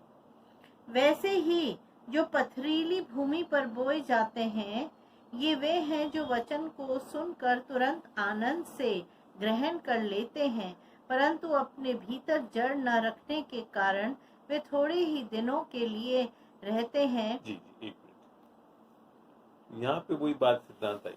आनंद तो शुरू में रहते हैं, मगर फिर आनंदित लगातार नहीं रहते इस वचन में। ये है प्रॉब्लम। परीक्षाओं के आने का, शैतान का आप पे प्रबल होने का कारण है कि हम परमेश्वर के आनंद में नहीं रहते। आगे पढ़ते हैं। इसके बाद जब वचन के कारण उन पर क्लेश या क्या उपद्रव लिखा है होता है, जनाब? वचन के कारण। जब आप वचन में जड़ पकड़ने लगते हो तो शैतान घबराने लगता है, बल्कि आपको खुशी होना है कि वो डरने लगा है। इसके लिए वो आपके ऊपर कलेश लाता है, उपद्रव लाता है। और मगर फिर क्या लिखा गया? तो वे तुरंत ठोकर खाते हैं। तो परीक्षा में पढ़ के ठोकर कब खाते हैं? जब ऐसी चीजें होती है। तो परमेश्वर यीशु मसीह में आने से ऐसा क्यों हो गया, मेरे ऊपर परीक्षाएं क्यों आने लगी? था लिख रखा है जब वचन में जाओगे तो परीक्षाएं आएंगी। क्यों? शैतान जानने लग गया कि इसके पास तो आत्मा की तलवार को इस्तेमाल करने की शक्ति आ रही है, मेरे को खत्म कर देगा, खंडित कर देगा। तो क्या करने लगता है? उपद्रव करते हैं ना, डराना, धमकाना, फलाना। ऐसी चीजों से डरना नहीं है, विश्वास में चलना है। पढ़ते हैं आगे। क्लेश या उपद्रव होता है तो वे तुरंत ठोकर खाते हैं।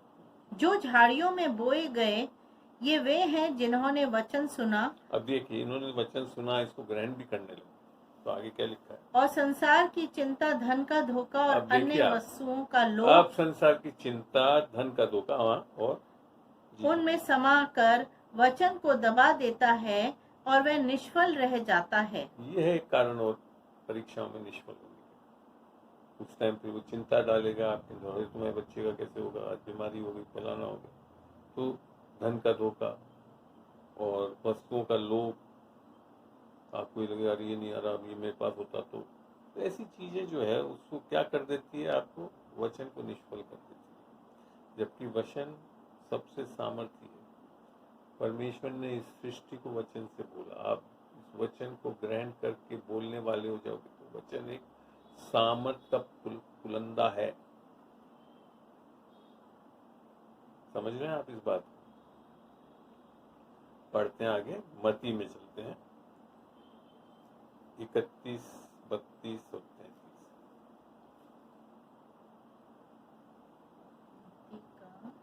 31, 32 और 33। 31, 32, 33। मती, मैथ्यू 6, 31, 32, 33। इसलिए तुम चिंता करके यह ना कहना। ये बहुत पहली चीज ध्यान रखिए, बाइबल में लिख रखा है, आपको आज्ञा दी कि चिंता करके क्या करते हैं? हम चिंता करके क्या क्या कहने लगते हैं? कि हम क्या खाएंगे, क्या पिएंगे, क्या पहनेंगे, कैसे बचेंगे, कैसे बीमारी में ये सब चिंता करने लगते हैं। तो क्या प्रॉब्लम होती है आगे? क्योंकि अन्य जातियां इन सब वस्तुओं की खोज में रहते हैं, पर तुम्हारा स्वर्गीय पिता जानता है कि तुम्हें इन सब वस्तुओं की आवश्यकता है। विश्वासी लोग इन चीजों में नहीं पड़ते चिंता करके। आगे, इसलिए पहले तुम परमेश्वर के राज्य और उसके धर्म की खोज करो, तो ये सब वस्तुएं भी तुम्हें मिल जाएंगी। दुनिया में जो आपको घटी परेशानियां डाल रहा है उसके में से निकलने का तरीका क्या है? परमेश्वर के राज्य के और परमेश्वर की धार्मिकता, अपनी धार्मिकता नहीं, परमेश्वर की धार्मिकता की खोज करो। तो परमेश्वर की धार्मिकता हमारे लिए दान है जो यीशु मसीह के द्वारा हमारे को राज्य करने के लिए रख दिया गया है। इसको पढ़ सकते हैं रोमे 5:17 में। अभी छोड़ते हैं, आगे बढ़ते हैं। हम मरकुस 4:20 पढ़ते हैं। वापिस जो वचन में पढ़ रहे थे जी। और जो अच्छी भूमि में बोए गए ये वे हैं जो वचन सुनकर ग्रहण करते और फल लाते हैं। ये है, देखो, बीज जब तक ग्रहण करके जमीन में नहीं पड़ेगा फल नहीं लाएगा। हम शैतान चुरा लेता है पहले, या तो बीज को, या फिर वो मुरझा देता है। मगर यहाँ लिख रखा है जो फल लाते हैं, आगे, कोई 30 गुना, कोई 70 गुना, कोई 100 गुना, 60 गुना, कोई 30 गुना, 60 गुना और कोई 100 गुना। तो आप देखिए जो वचन ग्रहण भी करते हैं उसमें 3 तरह के लोग हैं। पहले दिन ही आपको जरूरी नहीं है कि पूरी चंगाई पाले, 30 गुना चंगाई हो सकती है। मगर वचन में बने रहते हैं तो क्या होता है? 60 गुना भी हो जाएगी वो और 100 गुना भी हो जाएगी। तो परीक्षाओं में से निकलने का तरीका है वचन। बिना वचन के परमेश्वर का राज्य कार्य नहीं करता है। ये इसी में मरकुस में जब 4:27-28 से आगे जब पढ़ोगे तो वहाँ पे पूरी चीज को समझाया भी है। बिना वचन के हम परीक्षाओं में से निकल नहीं सकते, और यही चीज यहाँ पूरी चीज समझाया भी यीशु मसीह ने इस दृष्टांत को बताकर। अब पढ़ते हैं रोमियो का 8:18। रोमियो 8:18।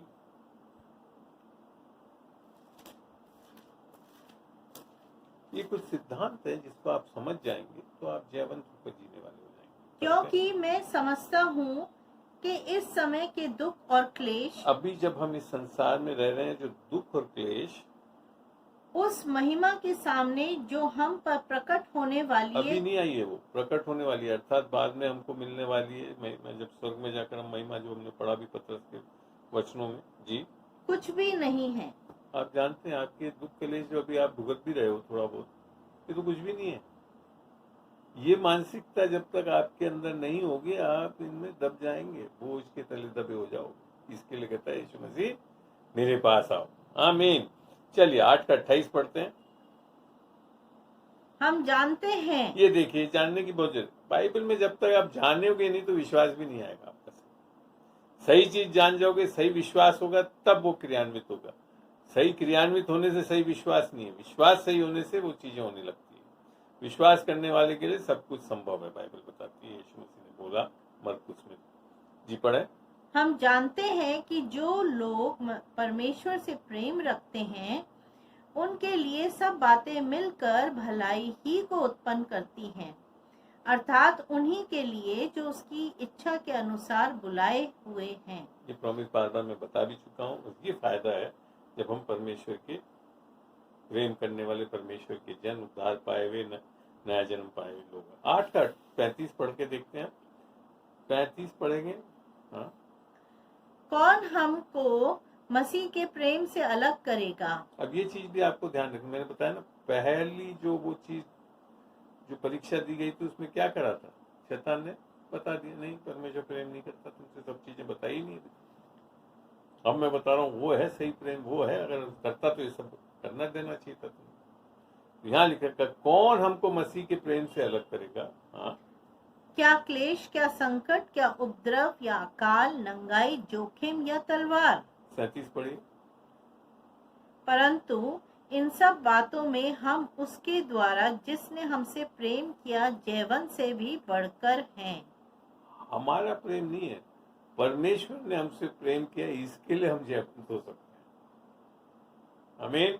परीक्षाओं में ये सारी चीजें परीक्षा ही तो है। कलेश, संकट, उपद्रव, अकाल, नंगाई, जोखिम, तलवार। आगे वो क्या लिखा 38 में। क्योंकि मैं निश्चय जानता हूँ कि न मृत्यु, न जीवन, न स्वर्गदूत, न प्रधानताएं, न वर्तमान, न भविष्य, न सामर्थ, न ऊंचाई, न गहराई और न कोई और सृष्टि हमें परमेश्वर के प्रेम से जो हमारे प्रभु यीशु में है अलग कर सकेगी। ये बहुत जरूरी है। हमारे को हमेशा प्रेम का अनुभव रहना चाहिए, तब जाकर हम कलेशों में उसमें नहीं पड़ेंगे। पढ़ते हैं अब यूहन्ना 14:1। अब ये मैं बोलता हूँ, जैसे अक्सर मैं बताता हूँ, विश्वासियों का सर्वाइवल किट है। क्रिश्चियंस के लिए सर्वाइवल किट, जोखिम में से निकलना। यूहन्ना 14:1 पढ़ रहे हैं। जॉन 14:1। तुम्हारा मन व्याकुल न हो। पहली चीज क्या बोला यीशु मसीह ने, तुम्हारा मन व्याकुल ना हो। जब नाना प्रकार की परीक्षा में पढ़ो तो आने, तो ये सिद्धांत को बार बार बाइबल में पाओगे। परीक्षा में पढ़ने पे क्या होने लगता है, हम यही तो घबराने लगते हैं, अब क्या हो जाएगा, मर जाएंगे, फलाना हो जाएगा, इसी चीज आती दिमाग में। तो क्या लिखा आगे, परमेश्वर पर विश्वास रखो कि मुझ पर भी वापस पढ़ दे इसके ऊपर। तुम्हारा मन व्याकुल न हो, परमेश्वर पर विश्वास रखो और मुझ पर भी विश्वास रखो। कब व्याकुल नहीं होगा, जब हम परमेश्वर पे विश्वास रखेंगे और यीशु मसीह पर विश्वास रखेंगे। आगे 2, मेरे पिता के घर में बहुत से रहने के स्थान हैं, यदि न होते तो मैं तुमसे कह देता, क्योंकि मैं तुम्हारे लिए जगह तैयार करने जाता हूँ। 3 भी पढ़ दें। और यदि मैं जाकर तुम्हारे लिए जगह तैयार करूं तो फिर आकर तुम्हें अपने यहाँ ले जाऊंगा कि जहाँ मैं रहूं वहाँ तुम भी रहो। पतरस में जो हमने मिरास पढ़ी थी वो यही चीज थी।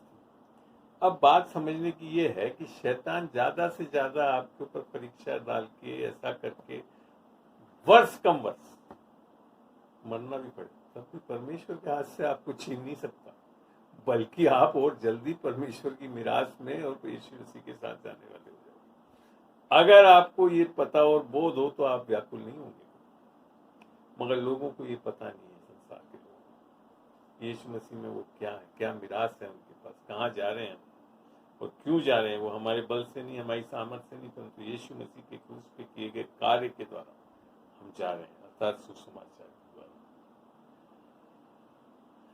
इसको पुराने नियम में भी बड़ा अच्छा लगता है। मैं को एक दो आयतों को पढ़ के बताना चाहता हूँ जिससे आपको और खुलासा होगा। यहोशू जोशुआ 1:9, यहोशू जोशुआ 1:9। क्या मैंने तुझे आज्ञा नहीं दी, हियाव बांध कर दृढ़ हो जा। हियाव बांध कर दृढ़ हो जाओ, कॉन्फिडेंस में। आगे, भय ना खा। विश्वास का विपरीत चीज बाइबल में अविश्वास नहीं बताया गया है, भय बताया गया है। हाँ, भय में चलने से अविश्वास आ जाएगा, वो एक अलग बात है, सत्य है वो भी, मगर वास्तव में हियाव बांधकर दृढ़ हो जाओ, भय न खाओ। यीशु मसीह ने भी जब आंधी तूफान आया तो कहा क्यों डर रहे हो, विश्वास नहीं करते।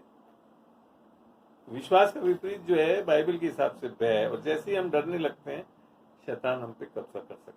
आगे बढ़ते हैं। क्योंकि जहाँ जहाँ तू जाएगा एक बार वहाँ। वापस पूरा रिपीट कर दोगे, बहुत अच्छा लगेगा मुझे। क्या मैंने तुझे आज्ञा नहीं दी, हियाव बांधकर दृढ़ हो जा, भय ना खा। अब यहाँ पे आज्ञा दी है के लिए, अभी हमने पढ़ा ना, यीशु मसीह ने कहा तुम्हारा मन व्याकुल ना हो, अर्थात भयभीत ना हो। और फिर लिखा था और तेरा मन कच्चा ना हो। कच्चा भी नहीं होने देना इन चीज के लिए। आगे, क्योंकि जहाँ जहाँ तू जाएगा वहाँ वहाँ तेरा परमेश्वर यहोवा तेरे संग रहेगा। यही चीज भजन संहिता 23 में भी वादा था। यहाँ पे यीशु जोशुआ को भी यही बोला था। एक जगह से और पढ़ते हैं, यशाया 41:10। ये बहुत आसान तरीका विश्वास में चलने का। जी, यशाया 41:10, 41:10।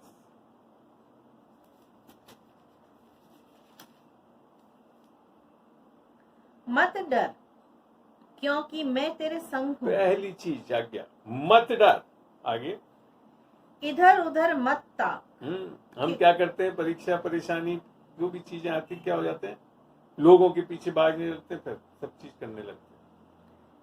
क्योंकि मैं तेरा परमेश्वर हूँ, मैं तुझे दृढ़ करूंगा और तेरी सहायता करूंगा, अपने धर्मे दाहिने हाथ से मैं तुझे संभाले रहूंगा। इतना बड़ा प्रॉमिस है यार। यही चीज पौलुस ने करा, यही चीज पुराने नियमों में देखा। अपने पर भरोसा मत करो, परमेश्वर पे भरोसा करो। तो जब तक हम इस चीजों को, इन सिद्धांतों को नहीं समझेंगे, हम परीक्षाओं में विचलित हो जाएंगे। चलिए एक और जगह से देखते हैं, और ये एक और सिद्धांत मैं सिखाना चाहता हूँ मती से। मती 3:17 पढ़ते हैं। जब यीशु मसीह को बपतिस्मा हुआ तो क्या बोला गया? मती 3:17, 3:17। और देखो यह आकाशवाणी हुई, यह मेरा प्रिय पुत्र है, जिससे मैं अत्यंत प्रसन्न हूँ। परमेश्वर यीशु मसीह ने अभी तक ना तो कोई चिन्ह चमत्कार करा, ना कोई मिनिस्ट्री करी, सेविकाई करी, और तब भी परमेश्वर क्या बोल रहा है? ये मेरा प्रिय पुत्र है जिससे मैं अत्यंत प्रसन्न हूँ।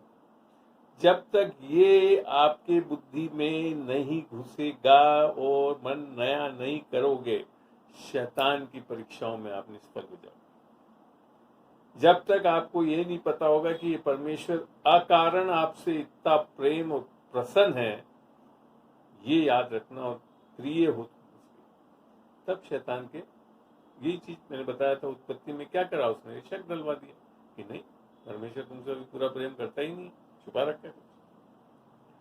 ये है बहुत बड़ा सिद्धांत परीक्षाओं में से बचने के लिए, जो कि यीशु मसीह ने भी इस्तेमाल करा। पढ़ के देखते हैं मत्ती 4:3, 4, 5, 6। धीरे धीरे पढ़ेंगे। तब परखने वाले ने पास आकर उससे कहा, यदि तू परमेश्वर का पुत्र है। ये देखिए, मैंने बताया ना, शैतान हमेशा एक प्रश्न चिन्ह से शुरू करता है। अभी थोड़ी देर पहले सबने सुना कि पिता परमेश्वर ने बोला कि मैं इससे अत्यंत प्रसन्न हूं, ये मेरा प्रिय पुत्र है। और शैतान यही चीज को डाउट डलवा रहा है यीशु मसीह। यदि तू परमेश्वर का पुत्र है तो कह दे। और यही चीज हमारे साथ भी करता है। वो आकर बोलता, अगर तुम परमेश्वर के बेटे हो तो कुछ करके दिखाओ। और हम फिर करने में लग जाते हैं, जबकि हम परमेश्वर के बेटे बेटी होने का हक कुछ करने से नहीं पाते। ये इसके लिए हुआ कि यीशु मसीह ने जो कुछ किया क्रूस पे, उसके कारण हमारा नया जन्म हुआ, हम बेटे बेटी होने का हक पाते हैं। यूहन्ना सुसमाचार 1:14 और पढ़ते हैं, जब 12, 13, 14 में पढ़ते हैं, ये है तो पढ़ते हैं वापिस। तो यहाँ लिखा, तो कह दे कि ये पत्थर रोटियां बन जाए। तो परमेश्वर ने क्या जवाब दिया उसका, जो कि सिद्धांत है हमेशा। 4:4 पढ़े। यीशु ने उत्तर दिया, लिखा है, मनुष्य केवल रोटी ही से नहीं परंतु हर एक वचन जो परमेश्वर के मुख से निकलता है जीवित रहेगा। तो आपको समझ में आ रहा है कि परीक्षाओं से बचने के लिए वचन का बोलना बहुत जरूरी है, खाली याद रख लेने से नहीं है। यीशु मसीह ने बोला लिखा है। आत्मा की तलवार वचन कब इस्तेमाल होता है, जब बोलते हैं। क्रिएटिव पावर परमेश्वर का कब हुआ, जब वचन को बोला। तो ये चीज हमेशा इस सिद्धांत को जाने, जब आप परीक्षाओं में पढ़ेंगे तो आपको वचनों को बोलना पड़ेगा। आगे ये बार बार जब हम सारी जो चीजें हैं उसमें यही लिखा हुआ है कि परमेश्वर ने बोला कि लिखा है। जैसे मत्ती 4:5 भी पढ़े और 6 पढ़े।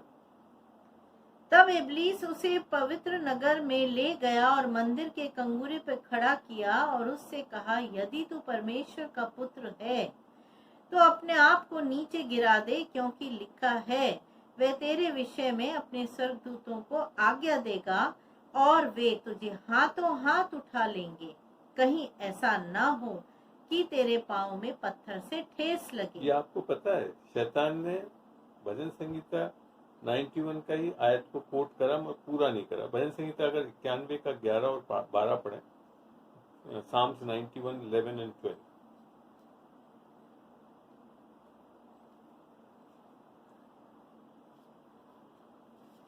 साम 91, 11 and 12।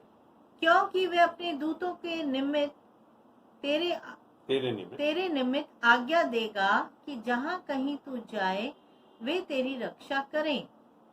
वे तुझको हाथों हाथ उठा लेंगे, ऐसा ना हो कि तेरे पाँव में पत्थर से ठेस लगे। आप ऐसा मत सोचिए कि शैतान वचन को नहीं बता सकता। परमेश्वर के साथ जब उसने परीक्षा की तो वचन को भी बोल दिया। और आगे फिर यीशु मसीह ने मत्ती 4:7 में क्या कहा? यीशु ने उससे कहा, यह भी लिखा है, तू प्रभु अपने परमेश्वर की परीक्षा न कर। क्या शैतान परीक्षा कर रहा था और परमेश्वर बोल रहा है मेरी परीक्षा मत करो। तो ये चीज हमेशा ध्यान रखें इन सिद्धांतों को, ताकि हम वचनों में उसके कारण दे। मत्ती 4:8, 9, 10 भी लगातार पढ़ते हैं। फिर इब्लीस उसे एक बड़े ऊंचे पहाड़ पर ले गया और सारे जगत के राज्य और उसका वैभव दिखाकर उससे कहा, यदि तू गिर कर मुझे प्रणाम करे तो मैं यह सब कुछ तुझे दे दूंगा। ये पहले नियम को तोड़ने के लिए बोल रहा है परमेश्वर, मुझ छोड़ किसी और परमेश्वर के सामने तुझे नहीं झुकना है। अब क्या है 10 में क्या बोलता है? तब यीशु ने उससे कहा, शैतान दूर हो अब जा। एक चीज, बहुत बड़ी चीज लिखी हुई है। अब खाली यही नहीं बोल रखा कि लिखा है, अब सीधा शैतान को बोला दूर हो जा, क्योंकि लिखा है, तू प्रभु अपने परमेश्वर को प्रणाम कर और केवल उसी की उपासना कर। तब शैतान उसके पास से चला गया और देखो पहली 2 परीक्षाओं में यीशु मसीह ने उसे नहीं बोला दूर हो जा, पर तीसरे में उस परमेश्वर ने सही चीज बोली, दूर हो जा। मैं मानता हूं कि आदम और हव्वा ने भी, अगर आदम की वाटिका में जिसका उनके पास पूरा अधिकार था, खाली इतना सा कहना था, शैतान दूर हो जा, वो ना तो पाप में गिरते और ना ऐसी परिस्थिति में हम लोग आ जाते। प्रभु के सिद्धांतों को जब हम जान कर करने वाले हो जाएंगे तो जीवन से जीवन बनकर जीने हो जाएंगे। मैं अब बहुत जल्दी ही समाप्त करना चाहता हूँ कुछ आयतों के साथ, और ये पढ़ते हैं अब हम एक और सिद्धांत को, जो कि 2 कुरिन्थियों 10:3 में लिखा है। 3, 4, 5 में पढ़ेंगे।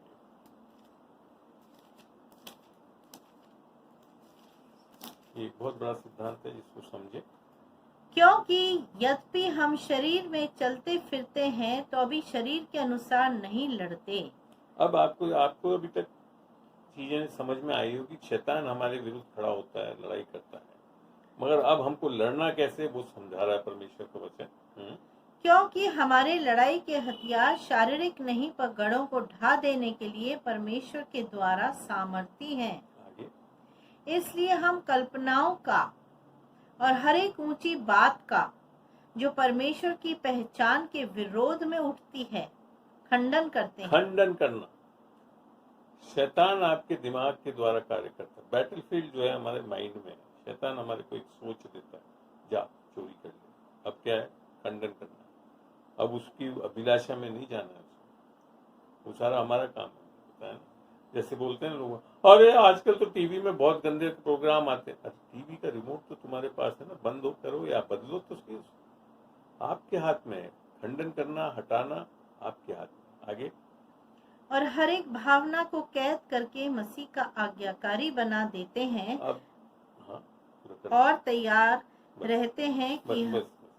तो मसीह का आज्ञाकारी बना देता है। इसका ये मतलब नहीं कि हमको आज्ञाकारी होना, क्योंकि मसीह आज्ञाकारी हुआ, इसके लिए हम ये सारी चीजों का खंडन कर सकते हैं। यीशु मसीह हमारे पापों के लिए मारा गया, यीशु मसीह हमारे उसके कोड़े खाने से, तो हम इन चीजों का खंडन कैसे करते हैं? वचन को बोल के। और ये जो आत्मिक चीजें बताई है, हथियार जो हैं, वो बहुत प्यारे तरीके से इफिसियों 6:10-18 में पढ़ सकते हैं हम, और इसको जरूर पढ़ेंगे, क्योंकि आत्मिक युद्ध में है हम जब परीक्षा में डरते हैं तो। जी पढ़ें। इफिसियों 6:10 से शुरू करें। और यहाँ कुछ सिद्धांतों को मैं आपको हाईलाइट करना चाहता हूँ। 10 से पढ़ें। इसलिए प्रभु में और उसकी शक्ति के प्रभाव में बलवंत बनो। तो पहला सिद्धांत, आपकी शक्ति में और आपके प्रभाव में बलवंत नहीं होना, प्रभु की शक्ति, प्रभु के प्रभाव में बलवंत होना। परमेश्वर के सारे हथियार बांध लो कि तुम शैतान की युक्तियों के सामने खड़े रह सको। शैतान खाली युक्तियां जानते हैं, छोटी छोटी झूठ डालता है, और कुछ नहीं कर सकता। आकर खाली झूठ बोला हुआ के साथ, तो ऐसा नहीं करा कि मैं तेरे को डस लूंगा, या हाथी बन के नहीं आया कि मैं तेरे को कुचल दूंगा। अपना खाली झूठ बोलता है। झूठ भी किसके? वचन के विरुद्ध बातें बोलता है। आगे, क्योंकि हमारा यह मल युद्ध लहू और मांस से नहीं, परंतु प्रधानताओं और अधिकारियों से और इस संसार के अंधकार के हाकिमों से और उस दुष्टता की आत्मिक सेनाओं से है जो आकाश में है। इसलिए परमेश्वर के सारे हथियार बांध लो। एक दो हथियार नहीं बांधने के लिए बोल रहा, सारे हथियार बांध लो कि तुम बुरे दिन में सामना कर सको। बुरे दिनों में नहीं लिख रखा, बुरे दिन होते हैं खाली, मगर हम उसको दिनों में बदल सकते हैं जब इन सिद्धांतों को नहीं जानते। बाइबल तो खाली बताए तुम बुरे दिन में सामना, पहले दिन ही जब वो आपको परीक्षा में डाल रहा है, आप जयवंत हो सकते हैं। कैसे? आगे बढ़ते हैं। और सब कुछ पूरा करके स्थिर रह सको। इसलिए सत्य से अपनी कमर कसकर। सत्य कौन है? यीशु मसीह। मैं ही मार्ग, मैं ही सत्य और मैं ही जीवन और वचन है। धार्मिकता की झीलम पहला पहनकर। कुरिन्थियों 1:30 बताता है परमेश्वर ने यीशु मसीह को हमारे लिए धार्मिकता, विजडम, ज्ञान और पवित्रता और छुटकारा बनाया। वो भी कौन है? यीशु मसीह की धार्मिकता को दान के रूप में, वो हमारे झीलम बननी चाहिए। और पाँव में मेल के सुसमाचार की तैयारी के जूते पहनकर। यीशु मसीह ने, परमेश्वर ने जगत से कैसे मेल मिलाप करा? यीशु मसीह के उस सुसमाचार के द्वारा। आगे, और इन सब के साथ विश्वास की ढाल लेकर स्थिर रहो। विश्वास की ढाल कौन है? यीशु मसीह का विश्वास।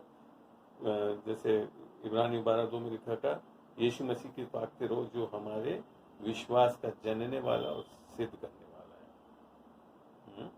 जिससे तुम उस दुष्ट के सब जलते हुए तीरों को बुझा सको।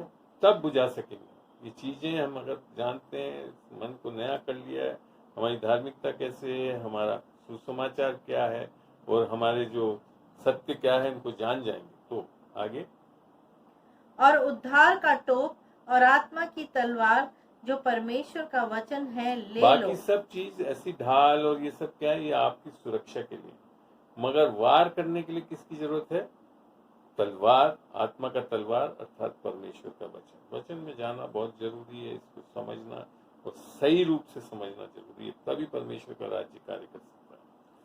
और फिर आखिरी चीज 6:18, हर समय और हर प्रकार से आत्मा में प्रार्थना और विनती करते रहो। अब आपको ये बताऊं, ये ऊपर की चीजें सब ग्रहण कैसे करते हैं, पहनते कैसे हैं? जब आप अन्य भाषा में आत्मा में प्रार्थना, तब जाकर ये स्पिरिचुअल वॉरफेयर बड़े आसानी से कर सकते हैं। और करना भी कैसे? साथ में विनती करते हुए, खाली अपने लिए नहीं, पवित्र लोगों के लिए लगातार विनती करो, अपने लिए नहीं करना, लोगों के लिए, क्योंकि सबको ऊपर ये परेशानी आ रही है, जैसे हम आगे पढ़ते हैं 1 पतरस 5:8 में। अब आप समझ रहे हो कि आत्मिक लड़ाई कैसे लड़ी जाती है। मध्यस्थता की प्रार्थना जो आत्मा में की जाती है, वो अपने लिए नहीं करी जाती, लोगों के लिए करना है, जो हम पढ़ेंगे तो अभी समझ में भी आएगा। 1 पतरस 5:8-9-10 पढ़ के देखिए। सचेत हो हाँ, और जागते रहो, क्योंकि तुम्हारा विरोधी शैतान गरजने वाले सिंह के समान इस खोज में रहता है। आपने गरजने वाले सिंह के समान, बिल्कुल बहुत अच्छी, नाई, ठीक है, हाँ, इस खोज में रहता है। तो यहाँ एक बहुत बड़ा सिद्धांत समझिए, शैतान सिंह नहीं है, वो खाली उसकी नाई है, दिखाता है अपने आप। सिंह तो कौन है? हमारा यीशु मसीह। आगे पढ़े। और वो फिर लिखा है कि किसको फाड़ खाए, तो हर किसी को फाड़ नहीं खा सकता, हर किसी को परीक्षा में नहीं डाल सकता। शैतान किसको डाल सकता है? आगे बढ़ते हैं।